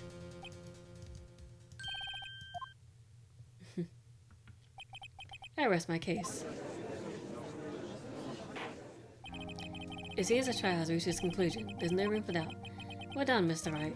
Thanks to you, I didn't need to waste my time disproving the alleged murder at the police department. There's no doubt what I proved today is true. The apparent murder on the security camera tape really was fake, but I didn't realize that would end up proving Lana guilty. Now then, the time for the verdict has arrived. This court finds the defendant. Hold it. Oh, okay. Emma. Yana. Wait. Emma. The defense has an objection. A scientific objection. Right? What do you mean, right? Mr. Wright? Are you this girl's guardian? Your Honor? Oh, in a sense. Please, Your Honor. All I'm asking is a minute of your time. Please hear me out. Ms. Edward, please. I don't want to leave any loose ends. You want a minute? I'll give you 3. I was kind of in shock. I mean, finding out the SL9 incident referring to the Joy Dark killings. Now that she mentions it, the names of both the Sky sisters were in that file. That was when I figured it out. I mean, that what Officer was trying to do that day. So I knew his fingerprints had nothing to do with the crime. That only left one thing, the other handprint. You mean the traces of blood found on the Detective Gumshoe's locker. But no fingerprints were found on it, right? But I figured out if I examined it scientifically, I was sure to find a clue. So, I went over there and looked at it again. So did you find something? No. Huh? Sorry, I guess I'm not much of a scientific investigator after all. Is that all? Please don't be mad. I'm just a high school student. And I'm just an attorney. Mr. Wright, those traces of blood are the only clue we have. If we can't find something wrong with them, please, Mr. Wright. You're a professional. If anyone can save Lana, it's you. Me. Oh boy. What's up? Not what's up. What the fuck? Time's up. Now then, Mr. Wright. With regard to the incident at the police department, does any reasonable doubt remain? It appears that defense is troubled by the other blood mark. Look at the floor plans. A handprint was discovered around here. Is there a problem with this? Mr. Wright, I'm sorry I can't be more of use. But still, if you can't find anything wrong with that blood mark, Lana will be... Please answer my question, Mr. Wright. We don't have all day. Yes, Your Honor.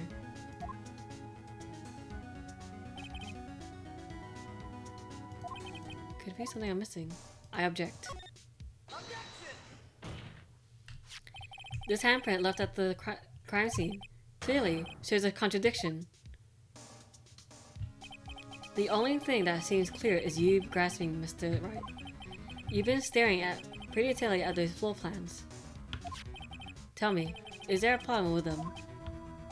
Yes, this is strange. Take a good look at these floor plans.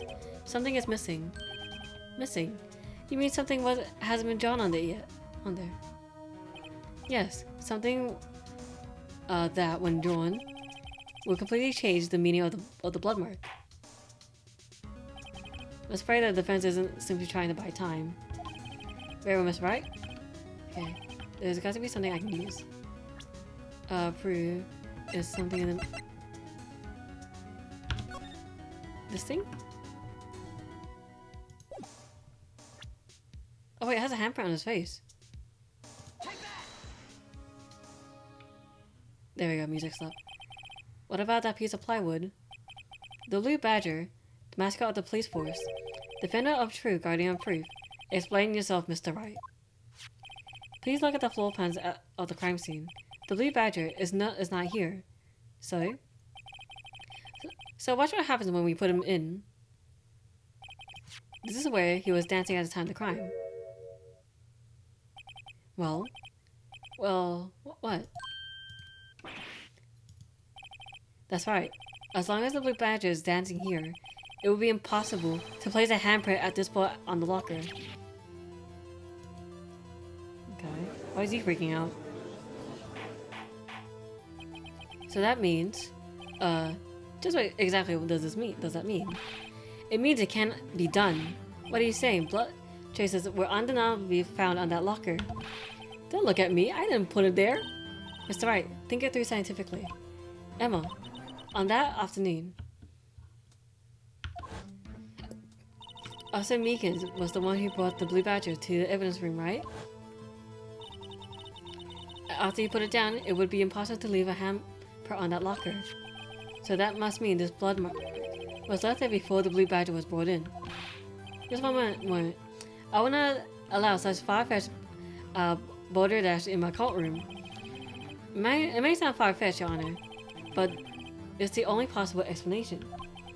On February 21st, in the police department's evidence room, blood was spilled not once but twice. But how? One time was captured on this tape, taken by the security camera. Austin Meekins cut his hand from a trivial amount of blood fell. The problem is, the other time.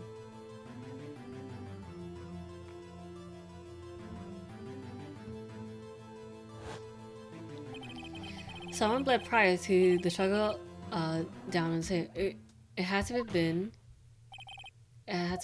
Detective Goodman when he was really murdered. That's ridiculous. I refuse to accept your absurd claim. The murder portrayed in the secret tape have been proven to be fake. However, that doesn't explain the blood mark found on the locker. So then, assuming this murder you purport really happened, when did it take place? I demand to show evidence when it occurred. When did the incident occur? To claim that. Prior to Austin Meekins being cut by Jake Marshall, who was posing as Detective Goodman, another incident took place in that evidence room. That's right, the blood mark on the marker proves this. Very well, then tell us. When did this first incident occur as Mr. Okay. There's no one I can show you. Now then, please present its evidence. Oh, shh. Okay, imagine if my parents presented, I would just cried.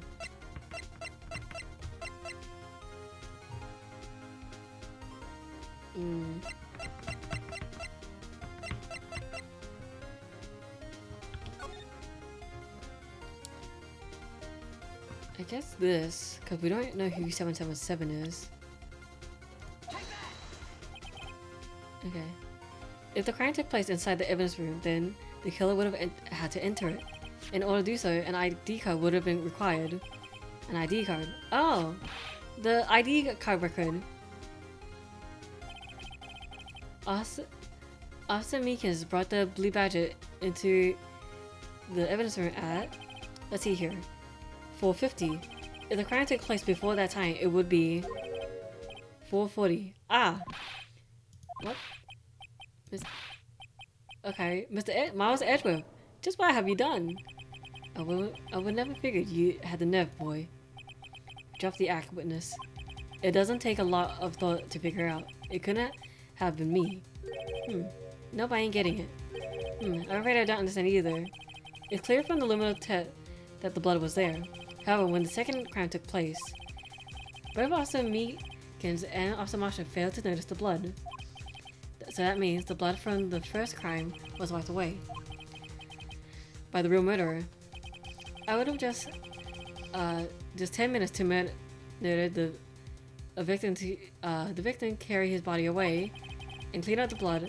Unfortunately, that's physically impossible. That would mean the crime scene must have taken before Mr. Edgeworth entered the evidence room. Let's look at this chart again. There's only one other card number remaining. 777777.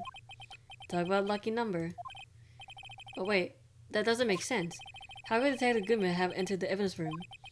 Since there's no record of his card being used beforehand, he must have entered along with the real murderer. That's the only plausible explanation. He went in with 777777. Mr. Miles Edgeworth, please look into this ASAP. Find out whose ID number is. I'm not reading all that. The only one 7. That's 172 made it, Your Honor. Unfortunately, I'm unable to look up the owner of the ID card, at least at present. What? Explain yourself, son. The ID number 777777 belongs to someone with a rank of captain or higher, someone who is so-called executive officer. We don't have the authority to inquire into such a person's identity. But that's ridiculous. Just how? I'm not finished talking, Mr. Wright. There is one situation in which we can be granted such authority. If an official charge filed against an executive is accepted. An official charge. You're all like, aren't you? With your cover-ups and your forgeries. That's how the prosecutor's office operates. I take pride in my work, Officer Marshall. I would appreciate if you keep your slander to yourself. Slander, is it? Okay. Let me ask a question. Yes? No, not you. To her. The defendant sitting over there. You're a little executive. Lana? Don't be stupid. She's been charged with murder. Of course, we looked up her ID number. And it's not 777777. Don't play me for a fool, partner. That's not what I want to ask. I want to know is one thing about that incident. The SL9 incident. Answer me this, Chief Prosecutor. In that trial 2 years ago, did you really only use legitimate evidence?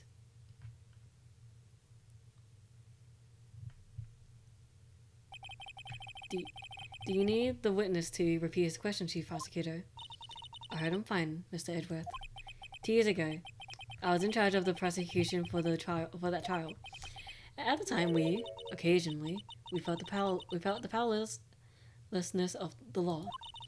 At least I did.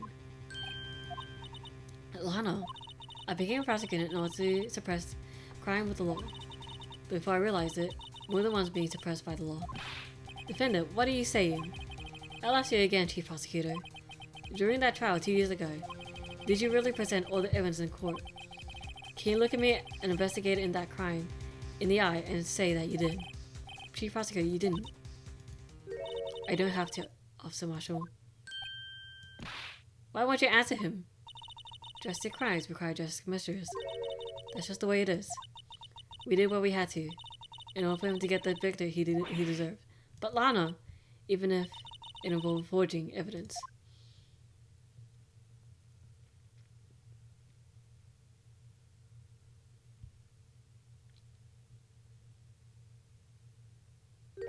See? That's what I'm talking about. No. Oh, jeez. Order, order. Oh, jeez. Lana's trying to cause such a stir. The chaos in the courtroom could not be quelled. The conclusion of the trial would have to wait until the following day. Oh, to be continued. Okay.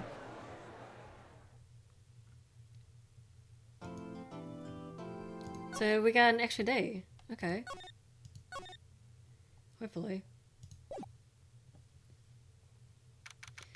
3:12 p.m. Bright and Grey Law offices. I'm so sorry, Mr. Wright. I'm so sorry for what my sister said.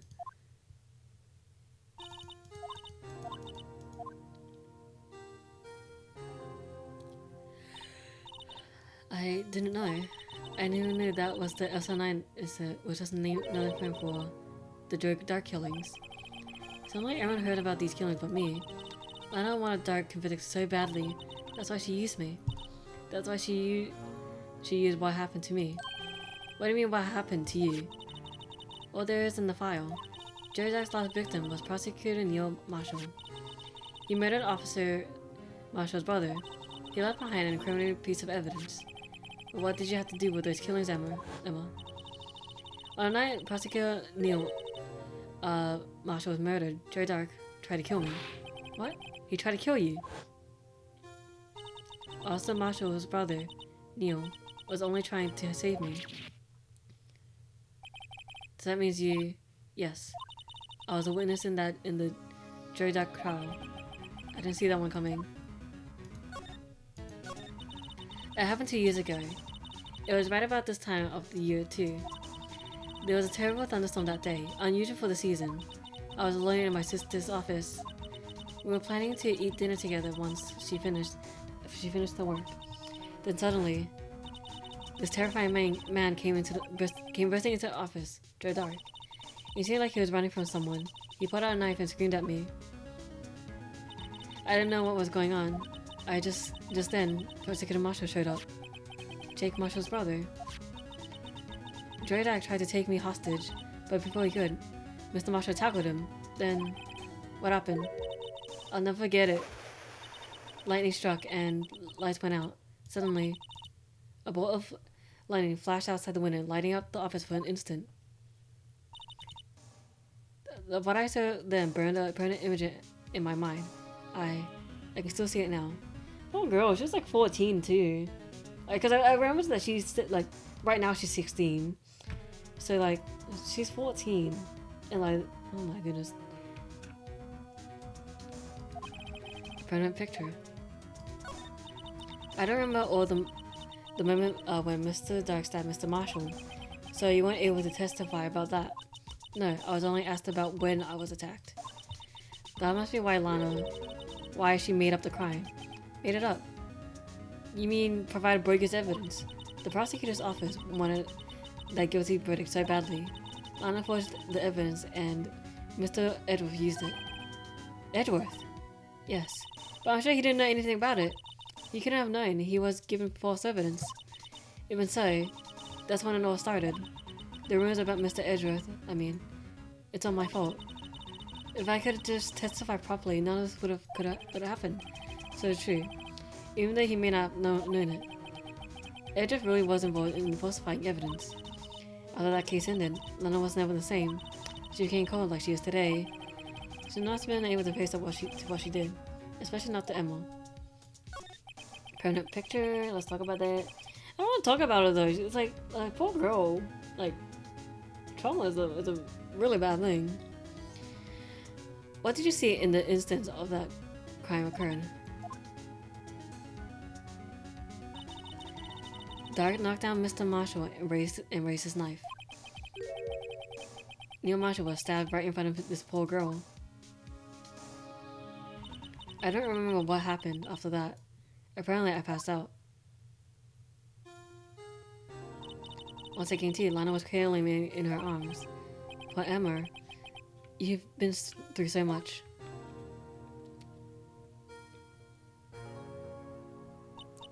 I couldn't bring myself to testify about that incident. I tried, but the words just wouldn't come out. I drew a picture, but it wasn't any good. Seems like a bad time to hydrate. Fine, I'll hydrate. 2 years ago, you must have been 14. That's understandable.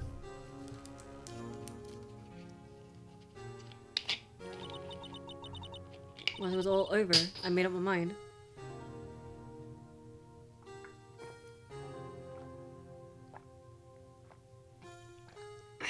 Okay. I dropped the lid. I need to find the lid. Where'd it go? It got evaporated. Okay. Give me like 5 seconds. Okay. Okay.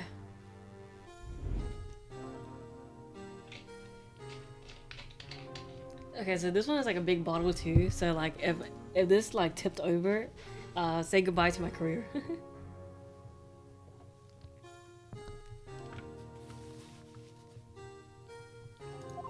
I said that when I grow up, I'd become a scientific investigator. I want to be able to fight crime with my testimonies and find the evidence to make an airtight case.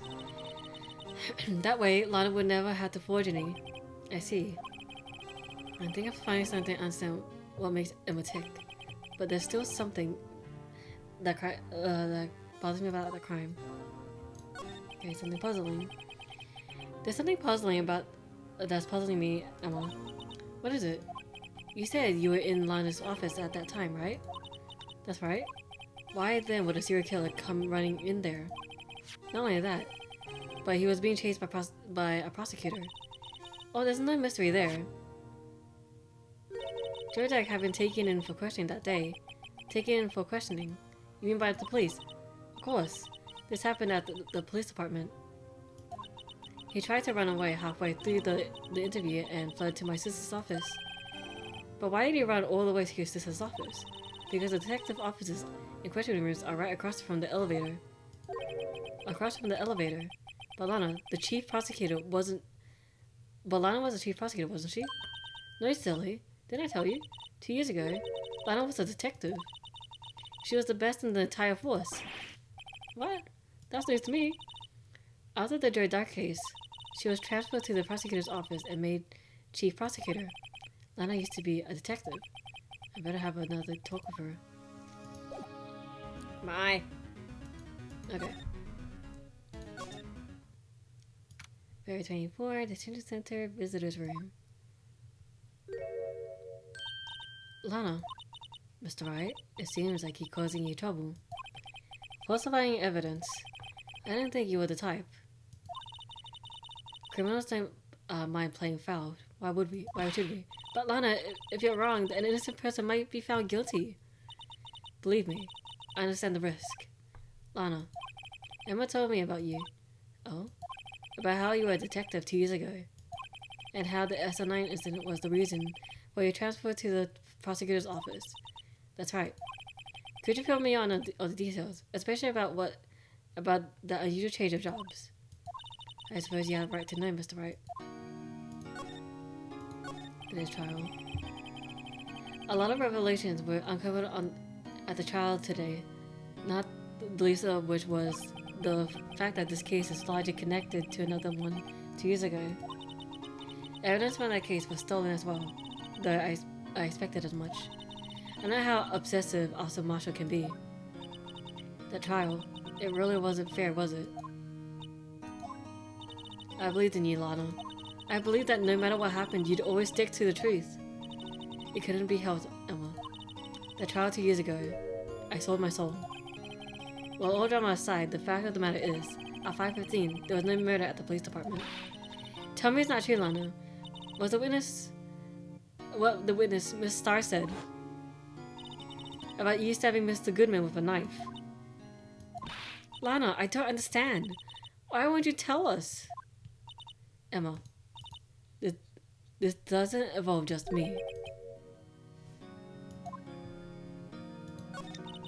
It's true. I was a member of the force 2 years ago. Okay. She was amazing.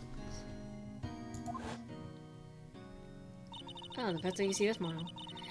They still talk about all the cases she and Mr. Gant cracked together. Chief Gant. He was a deputy chief of the police back then, but he still worked the crime scenes.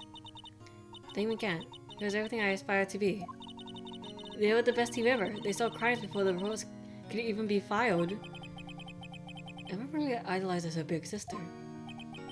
But now that you're chief prosecutor, what happened? I was planning on becoming a prosecutor. The reason I became a detective was to gain experience investigating crime scenes so you could use that experience in court, right? Gant's help in the SL9 case was crucial to his resolution. Of that, he became chief of police and arranged my transfer to the prosecutor's office. Maybe we should ask more about this investigation of this years ago. 2 years ago, I was second in command of the detectives investigating Dark. Second in command, that means the investigation lead was Damon Gant, right? Yes, Deputy Chief Gant and I shared the same office and the same investigations. They even had the same office. We led a team of the best detectives on the force. Detective Goodman, whose case it was Jake Marshall and Angel Starr. It was the first time Marshall worked with his brother. He was quite gung-ho. Without a doubt, Joe Dark was a serial killer. We asked him to come in for questioning. We were desperate for evidence. That's when his final murder took place, and he tried to murder Emma. Prosecutor Marshall was trying to save me from Dark. Why did I say Drake? Oopsies. Don't quote me on that. You see, the first person who happened upon the scene of the crime was me. Now you tell us. Damon Gant and Neil Marshall were the ones questioning Dark that day. The investigation in its final stages, and Dark must have suddenly panicked, so he wanted to wait until Gant and Marshall let the guards down and fled the room. From there, he ran straight to the office shared by Deputy Chief Gant and myself. That's where he found me. So you're the first person to run into the scene, Lana. It appears so. I was filling some paperwork while Gant and Marshall were questioning Dark. Jesus. When I returned to my office, I saw there were 3 bodies in the I saw 3 bodies on the floor and I smelled blood. 3 bodies. Prosecutor Marshall, the victim Emma, who had passed out, and the suspect Joe Dark. During the struggle, it seemed that Mr. Marshall struck a final blow before he died. Joe Dark had incurred a minor concussion and lay unconscious. What did you do? To be honest, I panicked. I picked up Emma and carried her out of the room, and just held her. Can't blame her after all. Her sister must have gone through. After that, I placed Dark under immediate arrest. Let me get this straight. You're all involved in the SL9 incident. That's right. Quite a coincidence, I don't buy it. What are you saying? There's no way everyone involved in this trial was also involved in that incident.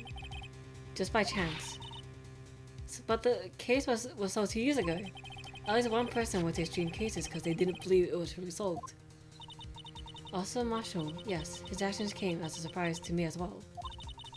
Ever since his father died, he changed completely. I guess he wasn't convinced with the ruling against Joe Dark. Life doesn't end with the closing of a case. Everyone has to live the rest of their lives with their memories. The case just might be over yet. Emma was assaulted by Dark at the police department, right? Yes, in the office that Damon, Gant, and I shared. The office that Mr. Gant now occupies by himself, the chief office. Okay, maybe we should have a look at the chief's office, the site of the final SL9 murder.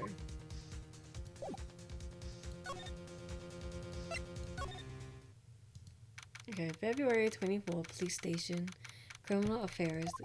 Okay, I don't see the guys anywhere. Things are kind of quiet around here today. You're right. Okay. Right. Oh, I don't look for other people to talk to. Right. We can come back here later. February 24th, police department entrance. Howdy, Babino. Ah, Mr. Marshall. I would thought things would turn out this way when I woke up this morning. Que sera, sera. I'm gonna cry. You never know where life will lead you, eh, Babina? I should have known my luck had run out when old Billy dried out up this morning. Billy? Must be his pet cactus. Say, where are you headed? Just over to the prosecutor's office for a little interrogation. It's a voluntary appearance, but we know I won't be coming back. Sorry, but you can't go in the evidence room today, partner. Mr. Marshall, why did you do it? Why do prospectors head west? I read that prosecutors, oops. If ever there was a case I needed to know the truth about it, it was that one. Before you turn yourself in, Mr. Marshall, would you mind telling us exactly what happened? Looks like I'll be getting a steak lunch today. Something was fishy about that trial from the beginning. It wasn't just me either. All the detectives thought so too. What do you mean fishy? Some of the facts reported were inconsistent with the evidence we found. For example, the metal weapon. The metal weapon? You mean that switchblade with the broken tip? That was Strodark's alright, but in the autopsy, a question was raised. A question? The blade of the knife was not a perfect match with the wound the victim sustained. What does that mean? It means there is a good chance that the knife was not the metal weapon. However, in the report that was finally submitted, that possibility had been erased. Could have? The facts have been concealed with forged evidence. The case was left behind scars on all of us. The scars on that SL9 incident left behind. I got the looks, but he got the brains. He was one of the best prosecutors around. I just made a detective when it went down. It was our first case together. How old was he? Your brother? He was 27 at the time. Oh, he was... Wait. 2 years younger. So he would have been... oh, he's the younger one. I thought he was older. That makes shit sadder. He was the younger brother. Oh man. He was awarded the highest honor that very day. The highest honor? You mean the king of prosecutors? I know it. What are you looking at me like that for? That's an honor for prosecutors. Mr. Marshall must have really been close with his brother. The day the SL9 incident took place, that wasn't the same day as... That's right. It was the day the evidence transferred. Interesting. It was drizzling that morning, and by nightfall there was thunder. I can't believe 2 years had gone by already. I tried to steal the evidence so the case wouldn't die. Apparently someone tried to stop you. Detective Goodman was murdered, and the evidence locker was empty. There was something going on behind the scenes in that case. We all knew that later. Every detective involved in that investigation, save one, was taken care of. Miss Starr was fired and I was demoted and boxed away in a tiny room. What about Detective Goodman? If they did something to him, too, the commissioners would get suspicious.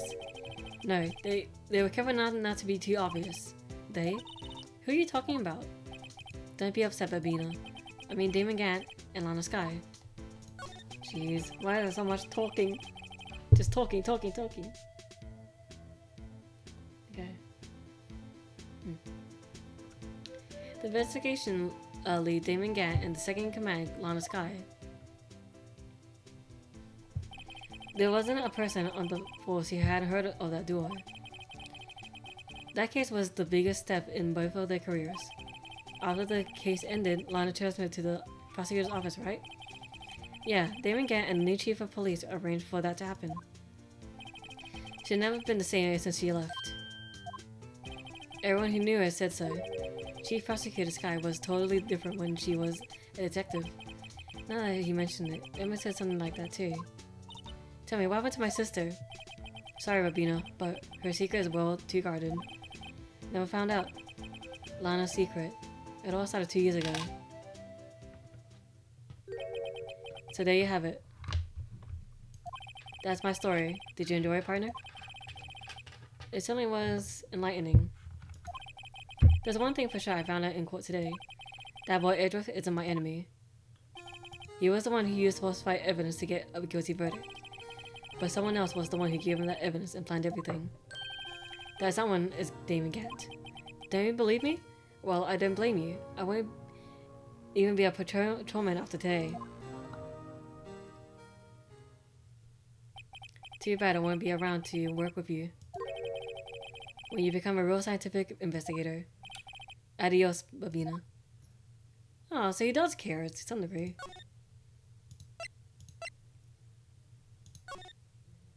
Okay, now I'll go back. Area 24, police station. This is always pretty empty, but today is deserted. As someone cries. Oh, if you're looking for the others, they're all in the conference room. Thanks. Oh, he actually talked to us.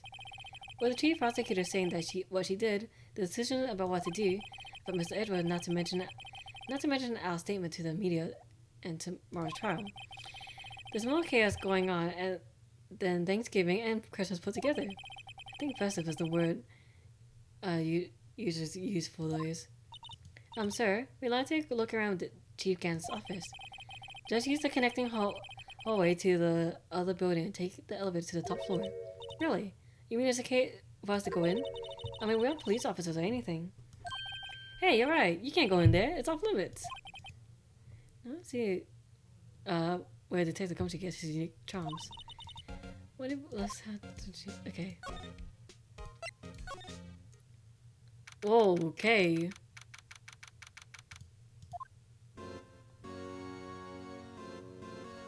What the heck? So fancy. Whoa, where am I? In the chief's office, silly. At least that's what it said on the door. Check out the pipe organ. That's real, isn't it? Yeah, I used to take organ lessons in kindergarten. They used to call me Little Miss Batch. I thought it was a... Oh, Jesus. I never could remember where C was. Oh, shit. Oh, it's you two. Chief Gant. He put that paper he was reading in his desk. So, Ryder, have you been swimming lately? No, I haven't. I've been kind of busy lately. I can appreciate that. I have my hand full too with Mr. Marshall's misconduct. And a lot of provocative statement. Oh, you mean the forged evidence. 2 years ago I found since that incident. Now, how time flies. See that big picture on the wall over there?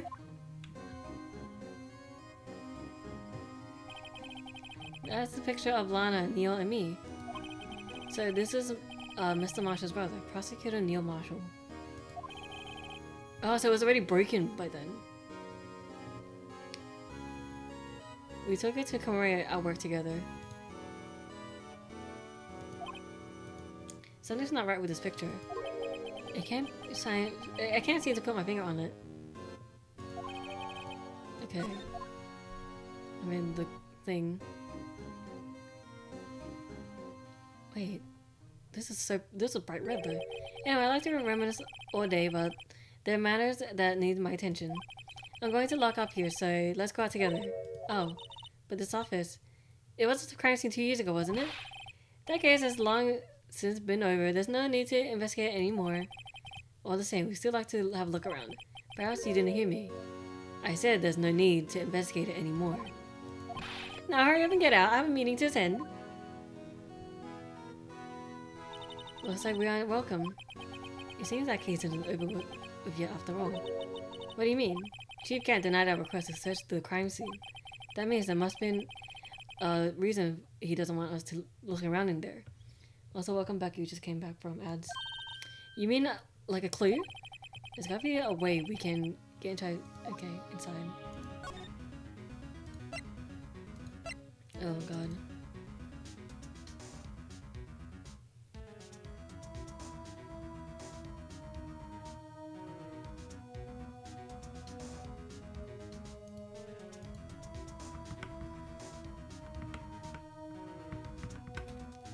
Okay, so just gonna skip all that.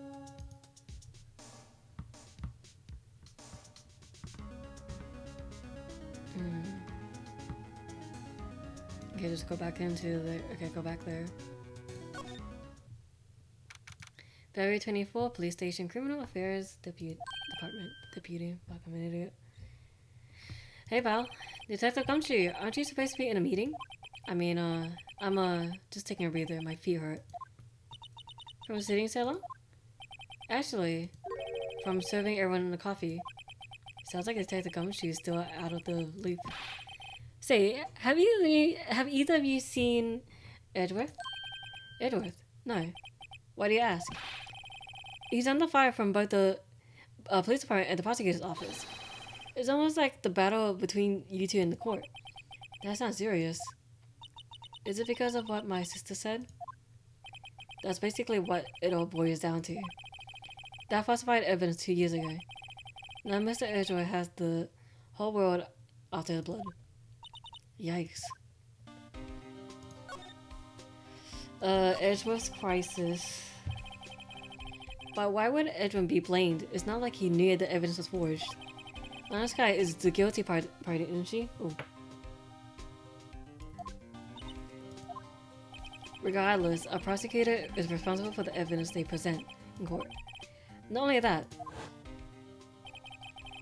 but as you know, there have been a lot of rumors going around about Mr. Edgeworth. His amazing talent as a prosecutor kept him safe from those who didn't like him. But now with this, are there really so many people who hate him? In our world, only those with talent rise to the top. Mr. Edgeworth not only has that, but he's young. There's no better recipe I know of for making enemies. Hey Dick, keep up the good work. Yes sir. Let's go out for lunch again. Let's go out for lunch again sometime, my treat.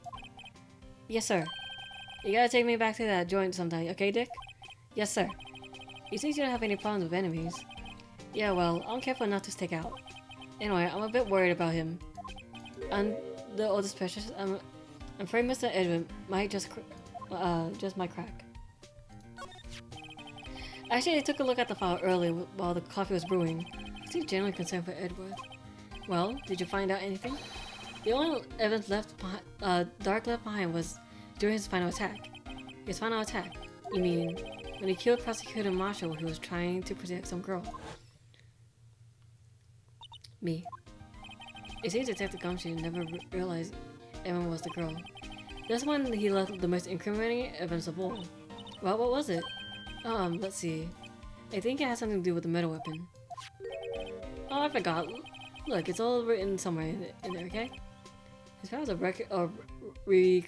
recollection. I was impressed. Maybe we should show him the metal weapon. Might jog his memory. Okay.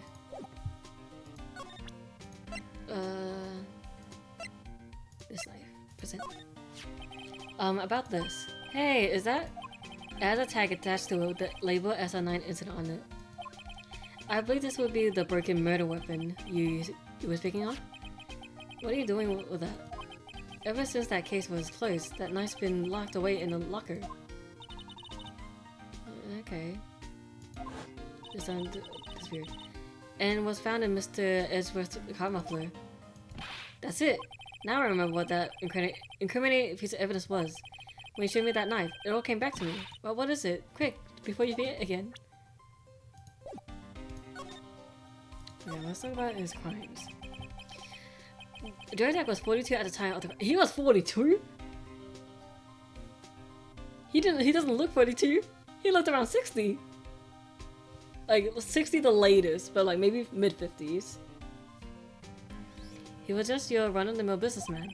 A businessman. What made him take to serial killing? One day on his way home from work, he hit someone with his car. With his car. So it was an accident. An accident, yes, but it transformed him into an animal. An animal? That's not a 42-year-old man, that's 50. He killed a man. Oh, Jesus. He came up by then, so he killed him too. That's when he was burying the bodies. He came up on the scene and was killed as well. Finally, he turned himself in. Seems like he was a pretty careless animal. Of course, this is all conjecture. There wasn't a single shred of evidence. So he turned himself in. Yes, but in the middle of his questioning, he fled and murdered his final victim. Prosecutor Marshall. So this just happened. Wait. It's not serial, it's mass. So I did. So, okay, I'm sorry. I'm gonna be a bit of a nerd right now. So serial is like, and there's like breaks between them. So like this could be days, months, maybe even years. But mass is like it happens all out in one day. So this is not serial. This is mass. I think that's the case. Like, only this is for, like forensic for like a month though. It was during high school as well, so I could be completely wrong. But yeah, so I had to know that a little bit. Yeah. Yeah. I thought like, because when I thought of like serial, I thought like, oh okay, this like guy murdered like every now and then, but no, this is just all in one day. Yeah. It's a good thing that the last witness wasn't killed. Okay, aka Emma. This knife, it was Joey Dark's, wasn't it? That's right. We traced it back to the store he bought it from, plus it had his fingerprints on it too. But no one actually witnessed him using it to murder anyone, right? That's why his block ran out. When you take a good look at it, the knife, you see that it's broken. You don't have to take a good look at it to notice that. Yeah, well, anyway, take a guess where the broken tip of the knife was found. That's what did turn him in. What happened? Well, that's what did him in. Where was it? The victim, Neo Masha, was carrying it inside his own body. It was found deep inside the stab wound. Did it match Dark's knife? You bet. Down to the last fiber. That's pretty conclusive. Okay. Well, there you have it in a nutshell. That's all I know. Can I ask you one more thing? What is it? If it's money you need, you should ask Chief Gant. It's not money, but it does concern the chief. His office is a crime scene, right? It's where Prosecutor Neil Marshall was murdered. The chief is out now, and his office is locked. But we'd like to have a look around if that's okay. Well, the detective's ID card can't unlock the door. What, really? But if I let a civilian in there, I could be charged with breach of trust. Breach of trust? Simply put, I'd be canned. Oh, sorry, pal. I don't plan on getting fired because of you. How about this ID card? It was Detective Goodman's. That worked either. The data was deleted the day he died. Oh. In other words, Gumshoe is our only chance of getting into the office. I wonder if there's something we could show him that would make him change his mind.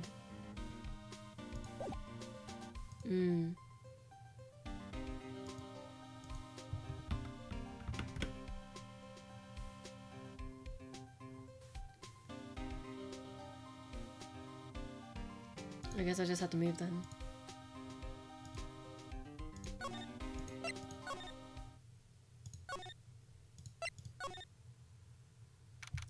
February 24th, Prosecutor's Office. Underground parking lot. No one's here today, not even Miss Star. Everyone's probably busy looking into what exactly went down in the evidence room. That must be where the detectives are. But we reported in court today that on the day of the crime, no one was murdered in the evidence room at 5:15 p.m. Yeah, I thought we were finally making some headway in our case. But instead, it looks like we just ended up making Lana look even more guilty. Hang in there, Lana. My throat hurt. I've got to find all the answers by tomorrow. Well, now we can go anywhere over here. Oh, oh, wait, there was a sword in there. No, it's not there. I wonder if Edgeworth is back yet. There he is. It looks like he's writing something. What are you doing in here? It was quick to throw that paper on the floor. Tough day in court, huh? I've had to live the past 2 years with rumors flying around. What's another allegation to me? Sure, Mr. Edgeworth. I'm reading for you. That's Edgeworth for you. Always trying to hide his real feelings. So what do you want? Unlike some people, I don't have all day. Forged evidence. There's no excuse for what I've done. 2 years ago, I used false evidence to obtain a guilty verdict. That's what it all breaks down to, and nothing I can do can erase that fact. But you didn't know, did you? I mean that the evidence was falsified. The police department and the prosecutor's office share a bond of trust. If that bond is broken, we stand to lose everything. The police department's error is my error, my responsibility as the prosecutor in charge.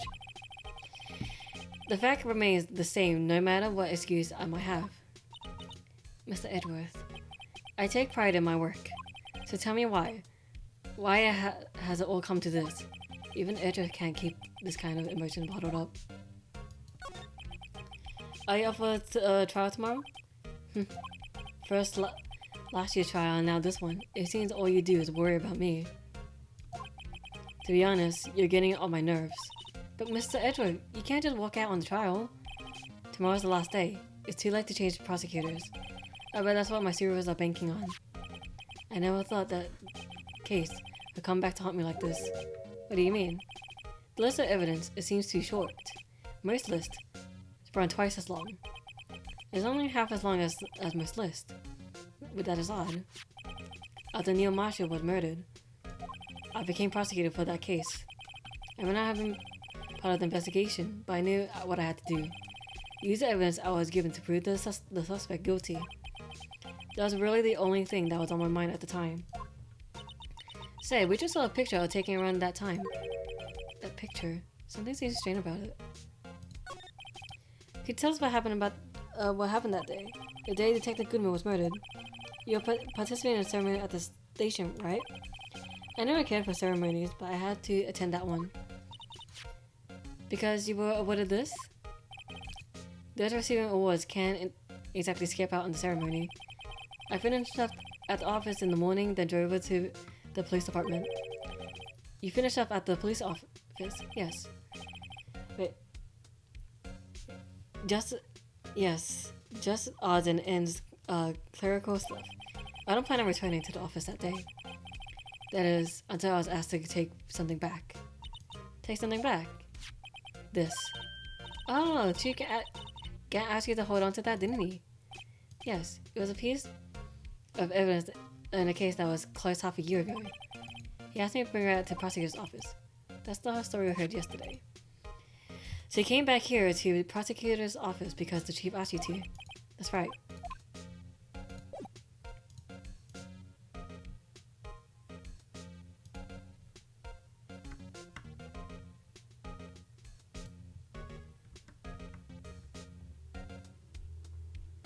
Okay, present. Oh, okay. Okay, just gotta examine the paper. Boop. I wonder what he was writing before. Come on, Mr. Wright. Let's take a look. Are you crazy? Edgeworth is sitting right there. Just distract them. I'll check it out. Hey Edgeworth. Is that Detective Gumshoe out the window out there? Oh no, he's falling to the ground. Hold on. First, let me see what that girl's doing crawling around my feet. He didn't look. What? Letter of... If you're having trouble reading, I'll read it for you. It says letter of resignation. Resignation? Edgeworth, you don't mean... I'm tired, right? I feel as if something inside me has died. But Mr. Edgeworth, none of it is your fault. I know the path I've walked. You don't need to tell me. And the path I've walked hasn't been just one. I can't forgive myself for what I've done. And no one else should forgive me either. Uh-oh. I think he's serious. Mr. Wright, please, you have to do something. I wonder if I can use it for anything.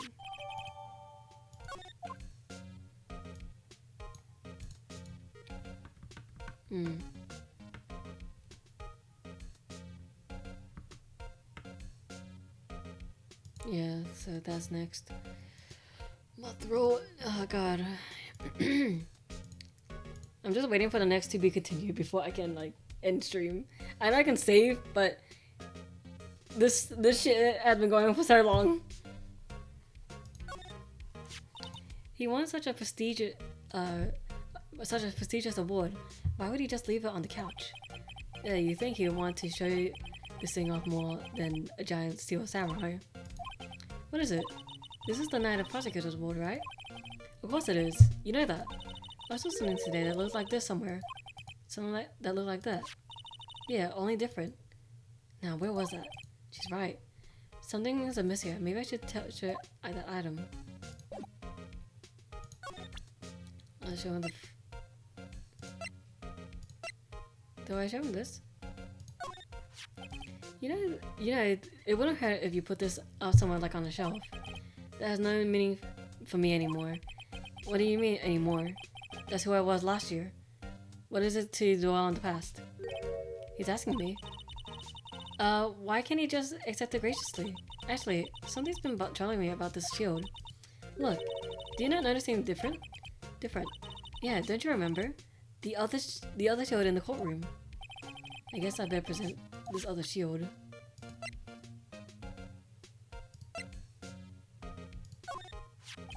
This picture was hanging on the wall of Chief Gant's office. Prosecutor Neil Marshall. He had just started making a name for himself. Looks like this was taken when he received... Okay. Speaking of that, there's something that bothers me. Yes? The trophy Mr. Marshall is holding. It's a little different than yours. Yes, you're right.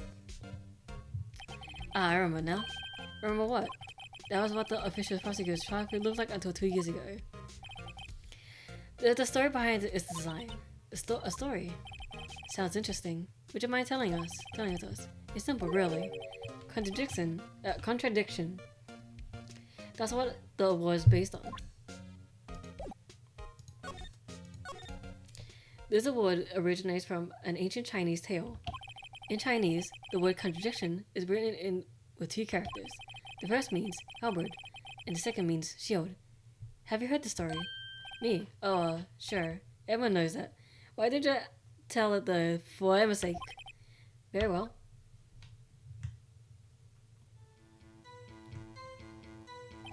Long ago, in the kingdom of Chu, there was an arms merchant.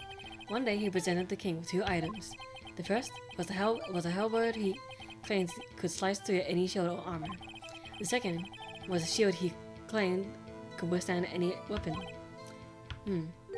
Wait a minute. Those claims contradict each other. Very perceptive.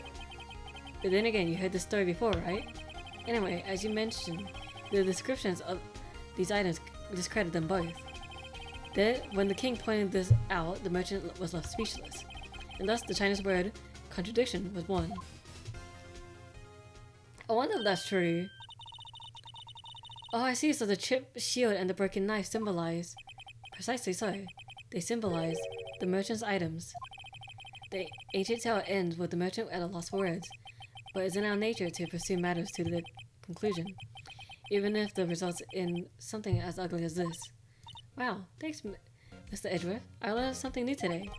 That's funny. If that's so, then why were you only given a shield? You have to ask. You have to ask Chief Gant. 2 years ago, he had the halberd part of the award abolished. Chief Gant, okay.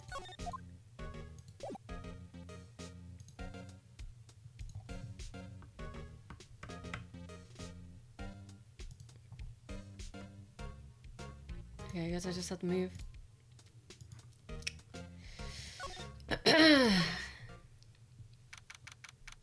February 24, prosecutor's office, underground parking lot. Excuse me.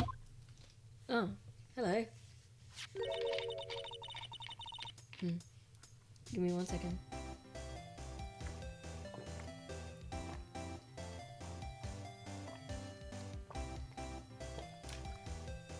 You know, I just realized now, she kind of looks like an onigiri. Like you look at it, like the black dress, that's the nori or seaweed, and her white coat is the rice. I didn't realize that until now. I'm not sure what the green is, probably wasabi, but I'm not a huge fan of wasabi. Would either you care for a quarter pound of roast beef? Miss Star, I guess she's out of lunches. You certainly are the curious sort, aren't you? Kind of like the first person who sucked a cow's nipple to discover milk. Okay. So I never thought you'd go digging up that case from 2 years ago. Even trial was involved in the SL9 incident. Not only that, but the murder occurred on the very day the evidence for the case was due to transferal. This can't be contributed to mere coincidence. Aren't you forgetting something? You know that little scene I happened to witness? They said Lana's dad, they said a good man with a knife. No matter how much of the past you dig up, it won't change what I saw. Roast beef is meant to be savored when eaten. Miss Star's hatred towards Lana. It all dates back to 2 years ago. Dark investigation. Joe Dark. That's the name I'll not soon forget. We trailed him for half a year. Oh, the pressure. So I don't think any's more than a... Oh wait, no, he was a serial killer. My bad. But wait, it started with an accident. What? I don't understand. If he was a serial killer, but he killed everybody in one day, then... But then they were chasing him for half a year. I don't understand anymore. So I don't think I was ever more alive when I was then. Those days were steamier than a bowl of hot gravy. Poor old Jake Marshall, though, must have been going through the hell. You mean because of his brother's death? They were close, those two. After Neil died, something took over Jake. He became obsessed. Seeing Jake like that made her all the more desperate. Her, Lana Sky, my sister. The best of the best were put on that SL9 case.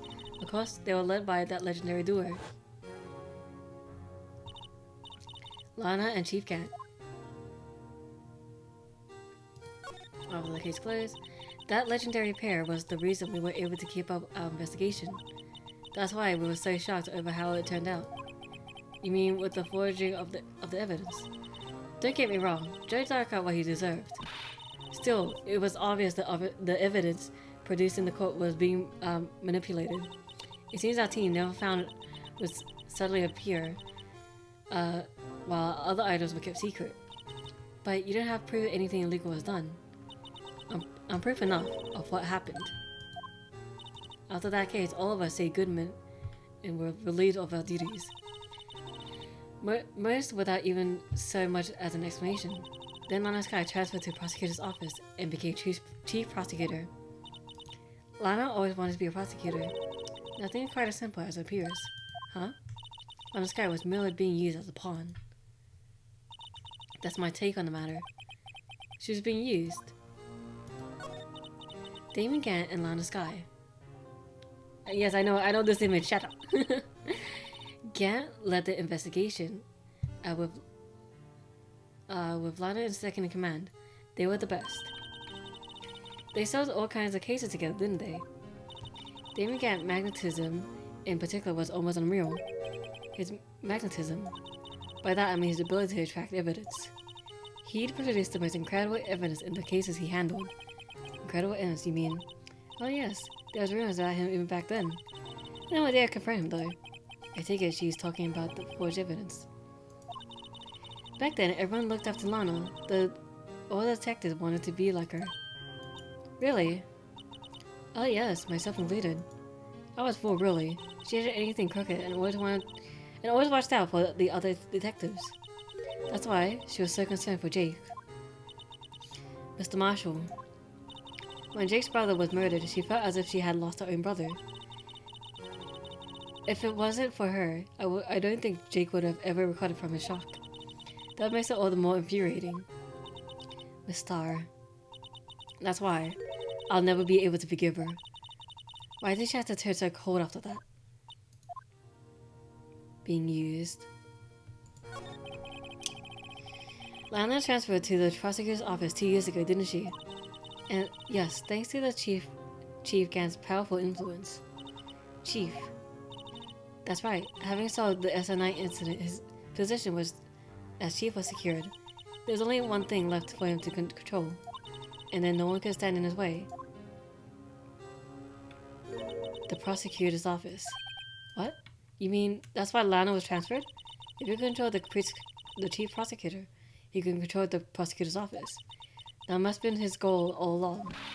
But how could he control Lana? I don't know, but one thing's for sure. Ever since that case ended, she's never been the same. The only It's only logical to conclude there must have been a reason for it to change. At last, I'm finally getting closer to the bottom of this ugly mess. Thank you, Miss Star. You listen to me, Rookie. It takes more than just ingredients to create fine cuisine. I hope you turn out to be a better chef than I've been.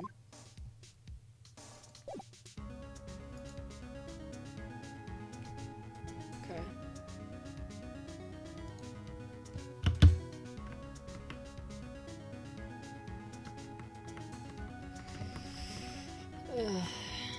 God, my throat.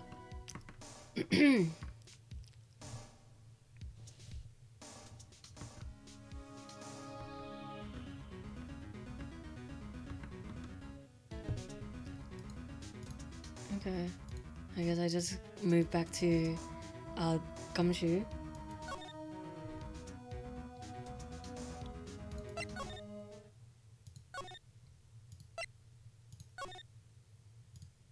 February 24, Police Station, Criminal Affairs Department.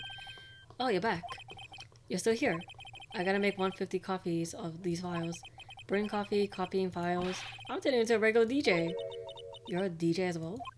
As if I'm not mistaken, I think he means desk jockey. Oh, that DJ.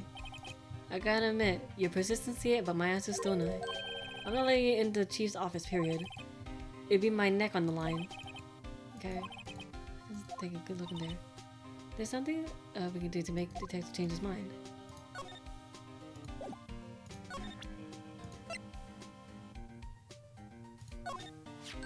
What's this crumpled up piece of paper? No way. Mr. Edger can't be serious. Is he ever not serious? I can't believe it. They've pushed him this far. Mr. Edger really feels responsible. When I first met him, I thought he was as cold as ice too. But I know different now. He trusts us detectives to provide him with sound evidence. But we betrayed him. Detective. That's it. I made up my mind.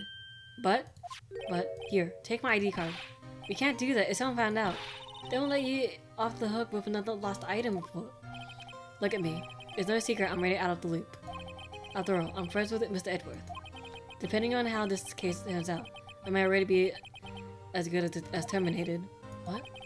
So at least let me do this. For Mr. Edgeworth's sake. Alright, Detective, thank you.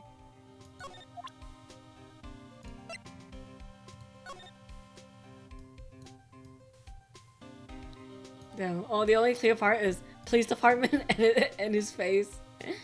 Alright.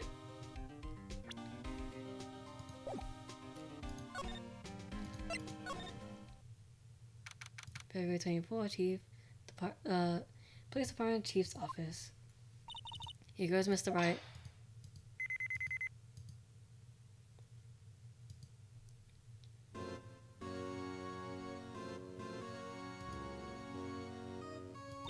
We're in. If anyone finds us now, Detective Gumshoe's a goner. If that happens, I'm counting on you to bail me out. Oh. Sorry, I thought you were a ghost. I didn't even know you could slap a ghost. Detective Gumshoe, what are you doing here? Sneaking off on us like that? I wasn't sneaking. I was worried about something might go wrong. So I came too. But if you're here, that's when what's the point in giving us your card? Hey, don't do that to my card.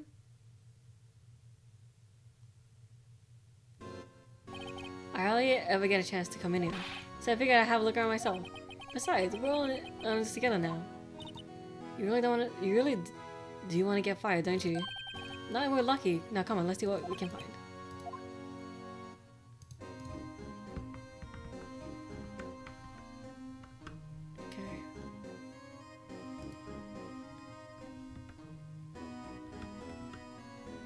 I guess we can just examine everything. Oh, okay.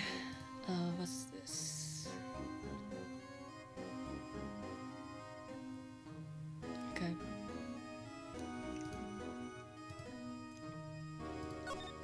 Oh, whoops.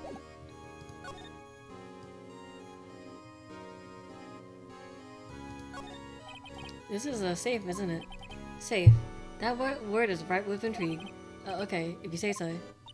It looks like a code is needed to be entered in this panel to open it. I think I might know what it is. Do you know what it is? I have a hunch. Oh, I know. You want to try my birthday? It's...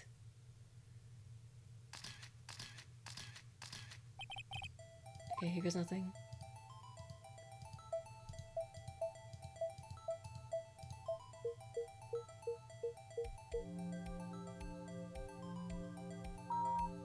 Okay, that's the easiest piece of shit ever. Bingo. What number did you enter? Whose birthday was that, pal?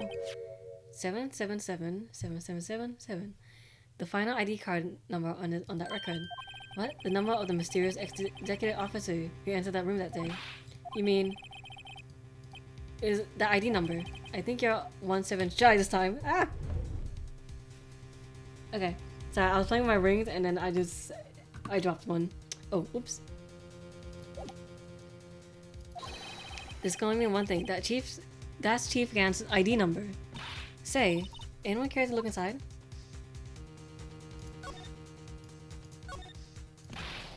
Is there any money there? How much does he have stashed away? Look, it's a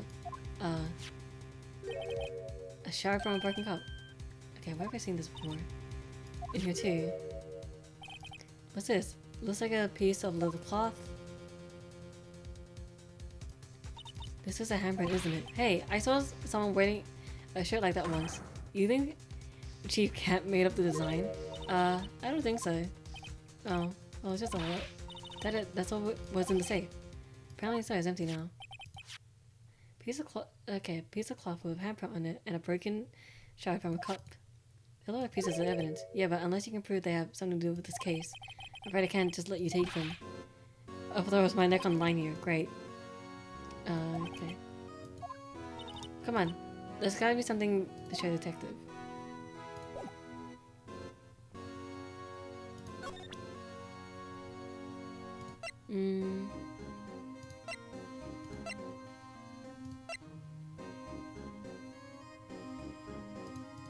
Okay.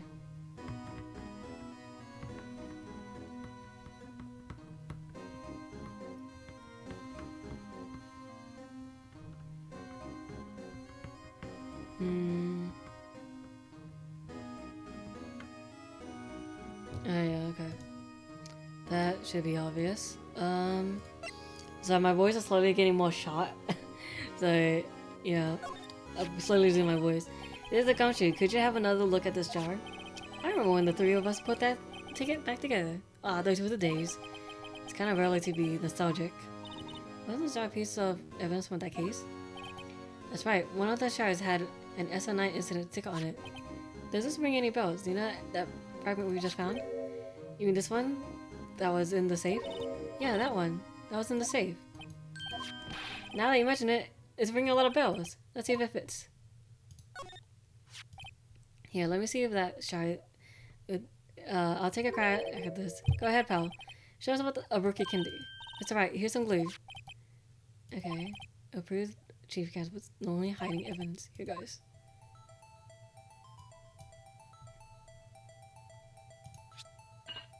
Wow, so hard.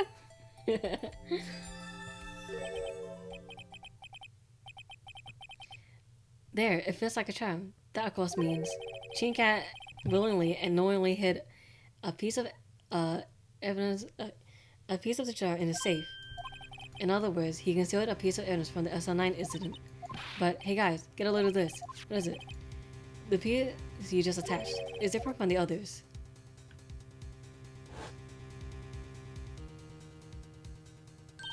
There's a reddish line on it. A reddish line. That's blood. I don't get it. Why would Chief Cat hide this in the safe? Okay.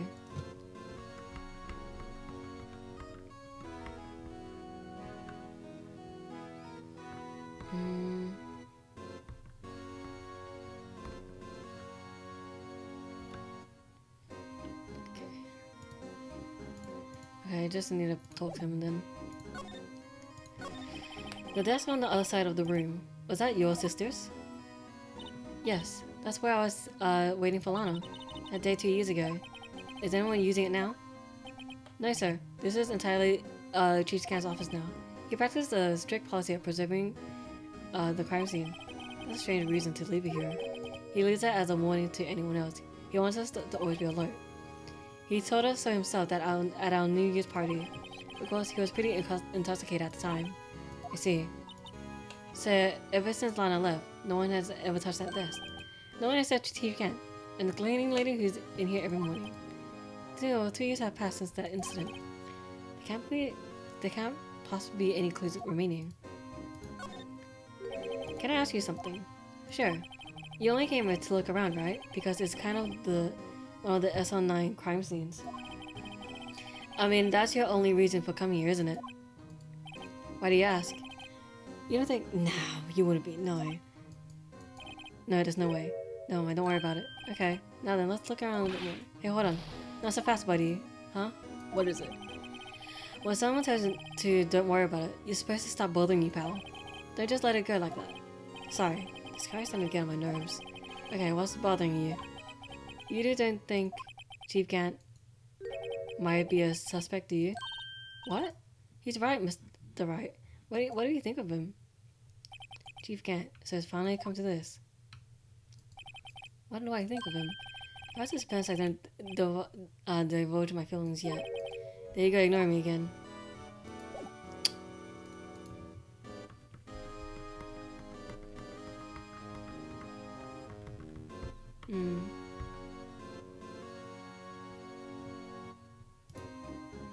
Okay, I guess we're just gonna keep examining.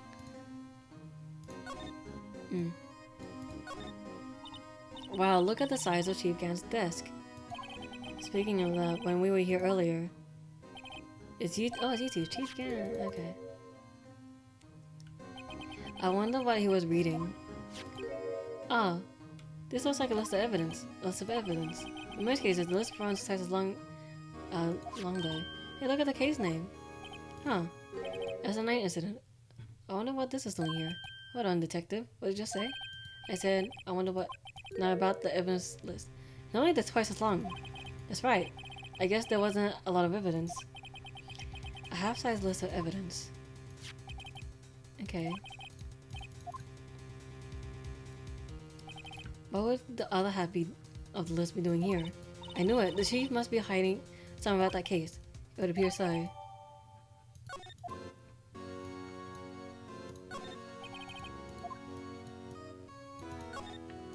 Wow, look at the size. Okay. List of evidence. Mr. Edra had the other half of that list. Okay. This is the real deal, isn't it? This armor and these weapons. Cheers, pal. The chief doesn't care for imitations. First pipe organ, now this. Oh, what?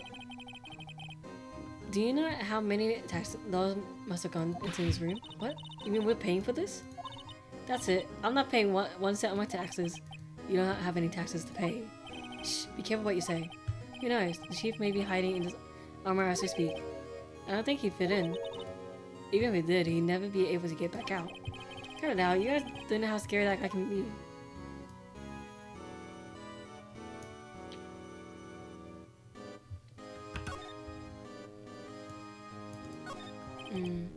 These chairs are mostly empty. Okay. Hey, this is when I went to that theme park. Lana says the shore is tidy. Lana's always been a meticulous cleaner. There's not even any dust in it. Looks like someone's still keeping it clean. Does Lana ever come back here? No. Chief Can must be keeping it clean in memory of their partnership. They were the stuff legends made of. Okay, does he keep in memory of her or in memory of the crime?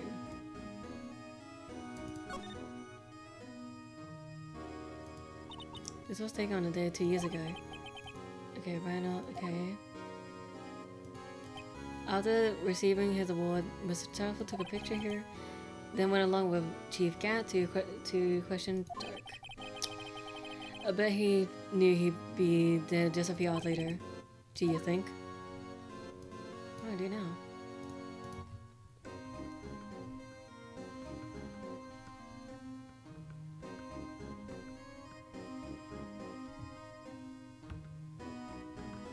Oh, okay. Oh, now it's time for me to, oh, okay, I can spray. Right.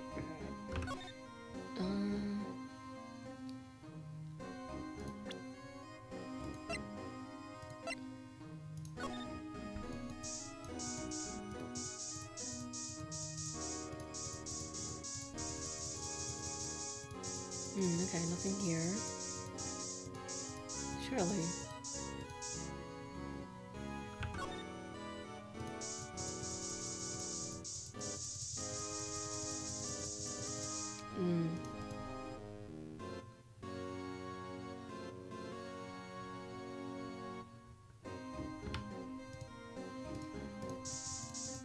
There we go.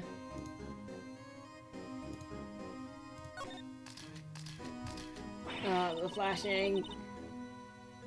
Okay. Whoa, this area must have been covered in blood. Is this from that incident? It must be. When prosecutor Neil Marshall was murdered, 2 years have passed, so action's kinda dull. So a murder really did take place here.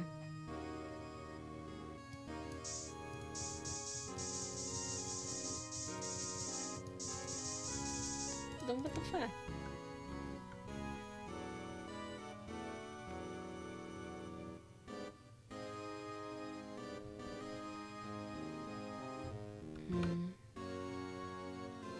I guess I could just present that. I don't know.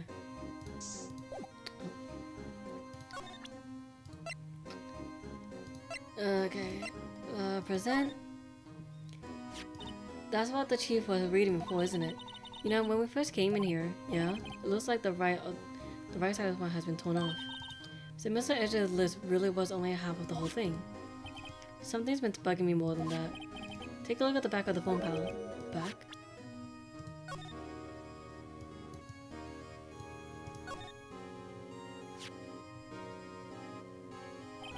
I wonder what this is. It looks like someone drew some kind of sketch here. What is it? Did you find something? Can't make it out. I better keep quiet about it for now. Huh? Oh, no, it's nothing. Why are your eyes moving around like that, Miss Wright? I don't know how to figure about this picture.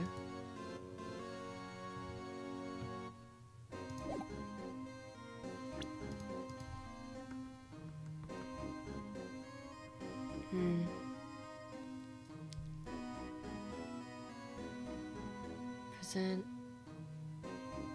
Okay, fingerprints. Okay, oh shit.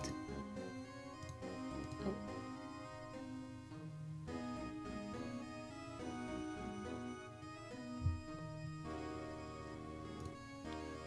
Okay.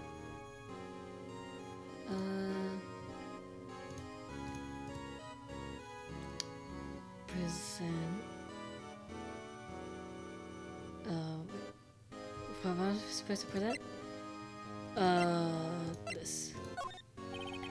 Detective Gumshoe, I'd like you to have a look at this. Hey, I know what this is, so you want to take some fingerprints? That's a great idea. Alright, go to town, sheesh. What are you doing? Why are you sticking out your hand like that? Go ahead, take my fingerprints. It's not the fingerprint, your fingerprints we want. Huh? Come on, it isn't time for jokes. We're talking about that cloth we found in the safe. Oh, I knew that. It's the one with the handprint on it, right? Jeez, where's your sense of humor? Okay.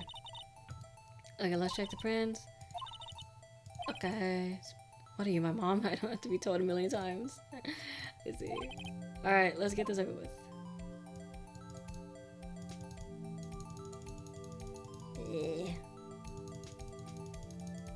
Okay. It's a fingerprint.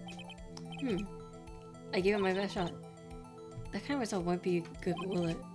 Doesn't look like we'll get any clearer from this print. Okay, let's try a different fingerprint then. Okay.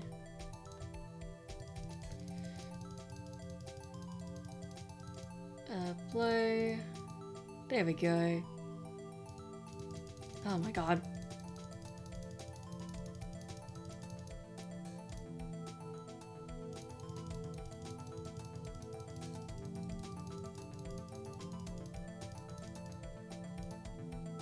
There we go. My goodness. It's not Gan.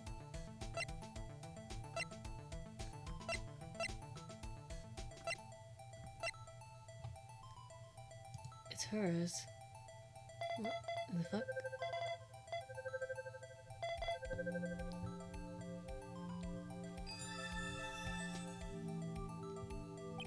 No. How can this be? What are Emma's fingerprints doing here? Hey, you found a match? Whose fingerprints are they? Huh? Oh, it seems the prints are too old. They aren't clear on what to get a match. Oh, that's too bad. I thought they'd be Dark's prints. Psst. Hey, you over here. What's going on here? What are the kids' prints doing inside the chief's safe? Don't ask me. Let's just keep this information from Emma for now. Here, maybe you should hold on to this. Okay. Well, were they any help? Of course. Thanks to your ID card, we were able to get some hard evidence. Now that's not very kind, is it? In other words, if it wasn't for his card, he would have been useless. Isn't that right, you in the coat? Chief Gant, we didn't think you'd be back so soon. Fortunately, I'm a man who believes in signs. I was walking to my meeting. I happened to look out the window, saw a stray dog running into a pole. Then I thought of a certain detective. Do you mean me, sir? Now then, I'm afraid I'm going to have to ask you all to leave. Yes, sir. Sorry. You in the coat? Yes. Me, sir. Drop your ID on the way out. You won't be needing it anymore. But, sir. Now get out. Yes, sir. Aw, man. We'll be on our way too, then. Wait. You, the one without the spiky hair. Don't go yet. Me, sir. I'd like to have a word with you. But, sir. Okay, I'm not licensed. You're the with the spiky hair. You're free to go. Mr. Wright. What the hell? Look, pal. As I've told you once, I told you 1,000 times. Chief's office is off limits. But no, you just had to go in thinking there like that, didn't you? Although you said you didn't care anymore if you were fired. Yeah, but I knew it'd be like this. I never would have said it. Now I've seen the evidence. Now I've seen the evidence Chief Gant was hiding in this office. I think I'm starting to get the picture. But why has she kept it eerily silent about this time? Anyway, you listen to me? I'm gonna try to smooth things over with the chief again. Later, pal. After that, I heard from Emma. She said the police wanted to ask her some questions, so she'll be busy for the rest of the day. February 24th, Detention Center Visitors Room. I see, so the chief asked Emma to come in for questioning. There's no use thinking about it. Tomorrow's the final day in court. I'm committed to doing everything I can to defend you, which is why I'm here. I already told you all I can. What you told me over these past couple of days is absolutely nothing. Not a single useful thing. Really, I believe this is something quite important. Something I told you right at the beginning. I said that I was the one who stabbed Detective Goodman. You know, I think I finally figured it out. I know who it is that's lurking behind your words. Mia did a good job mentoring you. I'm rather jealous. It seems Edward was right. Edward, once you're convinced you know something, no one can persuade you otherwise. Thick-headed is the term he used, I believe. Now I have a chance to get it to tell me the rest of the story. Okay, keeping quiet. I have to admit, I was more perplexed at first. You insisted you did it, yet there was no incriminating evidence. That's when it hit me. It's not that you're unwilling to tell the truth. It's that you're incapable of doing so because of a certain individual. What an intriguing notion. A certain individual, you say. So you think I'm protecting this person? Protecting? No, I think you're afraid of is more like it. If I'm not mistaken, the person in question may have persuaded you to silence. For argument's sake, Mr. Rat, who may I ask, is this person you're speaking of? The one that I'm supposedly so afraid of. What is this person's name? Take it to me on a silver platter. Well, Miss Guy? Mr. Wright, you're addressing the chief prosecutor. Do not forget your place. I take it she's still not ready to spill the beans. My apologies. Could you please tell me a bit more about you think you know? Damon Gant. We were partners until 2 years ago. I respected him as a detective. Assuming he's respected, then tell me something. Why do we try to hide his crimes? His crimes? Both you and Edriff would be brought before a board of inquiry for what you did. Specifically hiding and forging evidence. Of course, these are serious offenses. Why is it though that Chief Gant's name was never mentioned? Chief Gant. Edward didn't know the truth behind the forgery. The only party who could have possibly tampered with the evidence was me. I had access because I was second in command of that investigation. Yes, you, but also the other, Damon Gant. If you intend to accuse Chief Gant, you more than just words. Should we prove that falsified? Okay.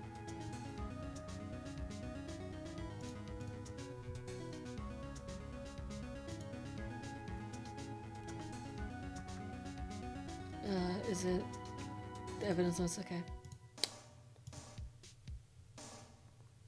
Here we go. I just found this in a safe in the chief's office. This jar piece and this piece of cloth. Do you know what these are? They're pieces of evidence from the SL9 incident. The person consumed the evidence was none other than Chief Gant himself. Now tell me, why are you taking all the blame for him? Touche, Mr. Wright. As you surmise, I cannot disobey the chief's orders. It even means being found guilty for murder. Why not? Come now, Mr. Wright. You can't possibly expect me to be able to tell you that.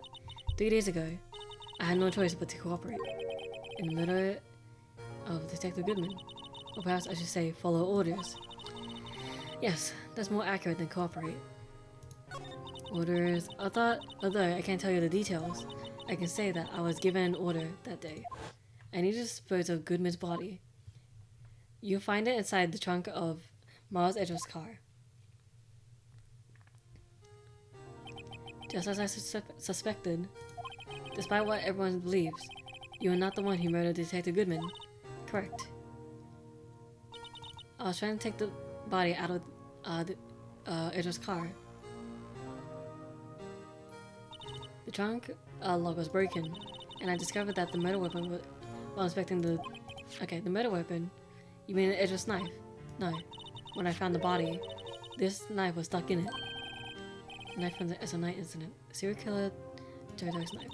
I couldn't just leave it like that knife in him, so I took it out and stabbed him with another knife.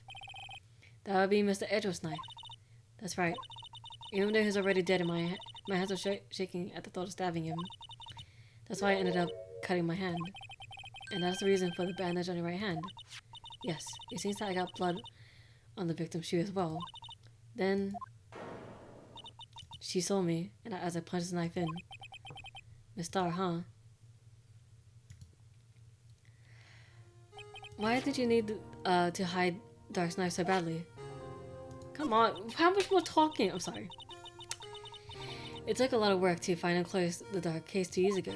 It was over with. I didn't want it to be opened again. My intent was to prevent that by whatever means possible. So, you hid Dark's knife. The weapon used to stab the detective was evidence in the Joe Dark case. If word got out, which it would, the reporters would have a field day with that. So you stabbed the knife in the scarf. You wrapped the knife in your scarf and hid it. In Edgeworth's exhaust pipe. Right. Then I called my sister to tell her what happened and asked her to hide the knife that was inside my muffler. Yes, Emma. I don't want anyone in the force to know about this. That would explain why Emma was so confident about Lana's innocence. Speaking of phone calls, I had a bad feeling one of them that day. A bad feeling. The truth is, after I received those orders from Chief Gant, the first thing I did was make a phone call. A phone call to Patrolman Jake Marshall. To Marshall? Why on earth would you call him? The lead investigator for the SL9 incident had been murdered. I wanted that fact to be kept hidden, and I needed help. He was the only other person I could trust, or at least I thought I could trust him at the time. However, he's not after I spoke to him, he went out on an escapade of his own. Oh, you mean, not wanting the case to die, he decided to take things into his own hands. He disguised himself as Detective Goodman and tried to steal the evidence. He had already stolen the ID card, but it seems he still hadn't made up his mind to break into the evidence room. After my phone call, any remaining doubts here must have disappeared. So your phone call caused the incident in the evidence room.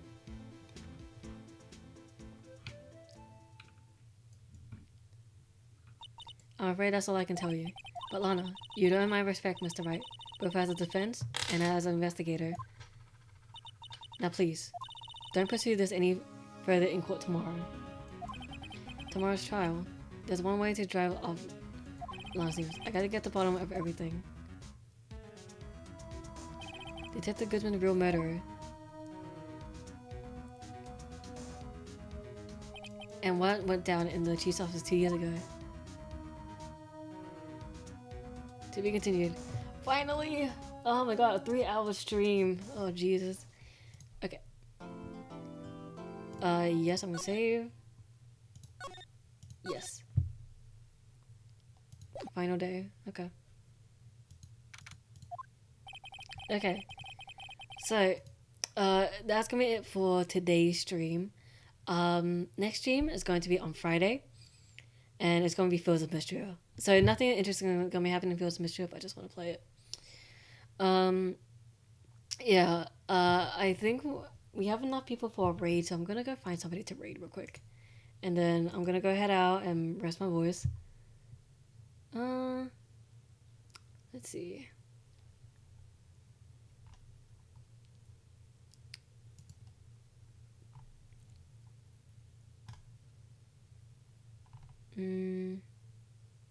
Oh, okay. Oh, wait.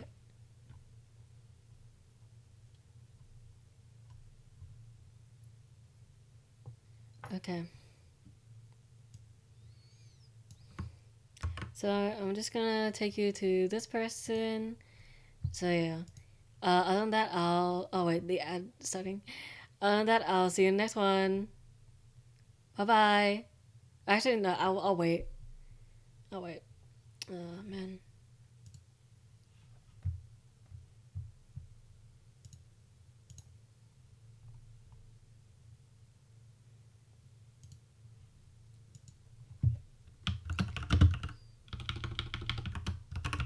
Okay.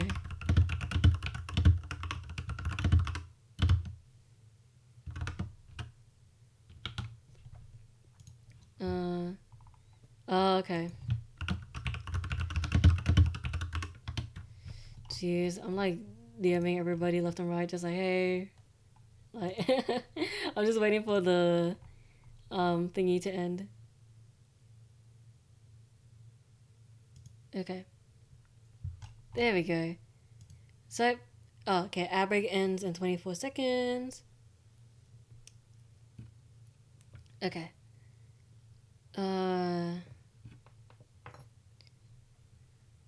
Okay. Come on. Actually, in the meantime, I'm gonna look for someone else. Let's see. Okay, let's go with this person.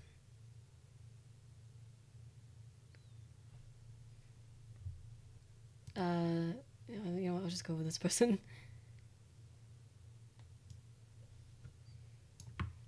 Okay. Okay, so yeah. Finally found someone to raid, but yeah. Other than that, I'll see you in the next one. Bye bye. I'm not gonna do the Wii because my throat hurt. Ah.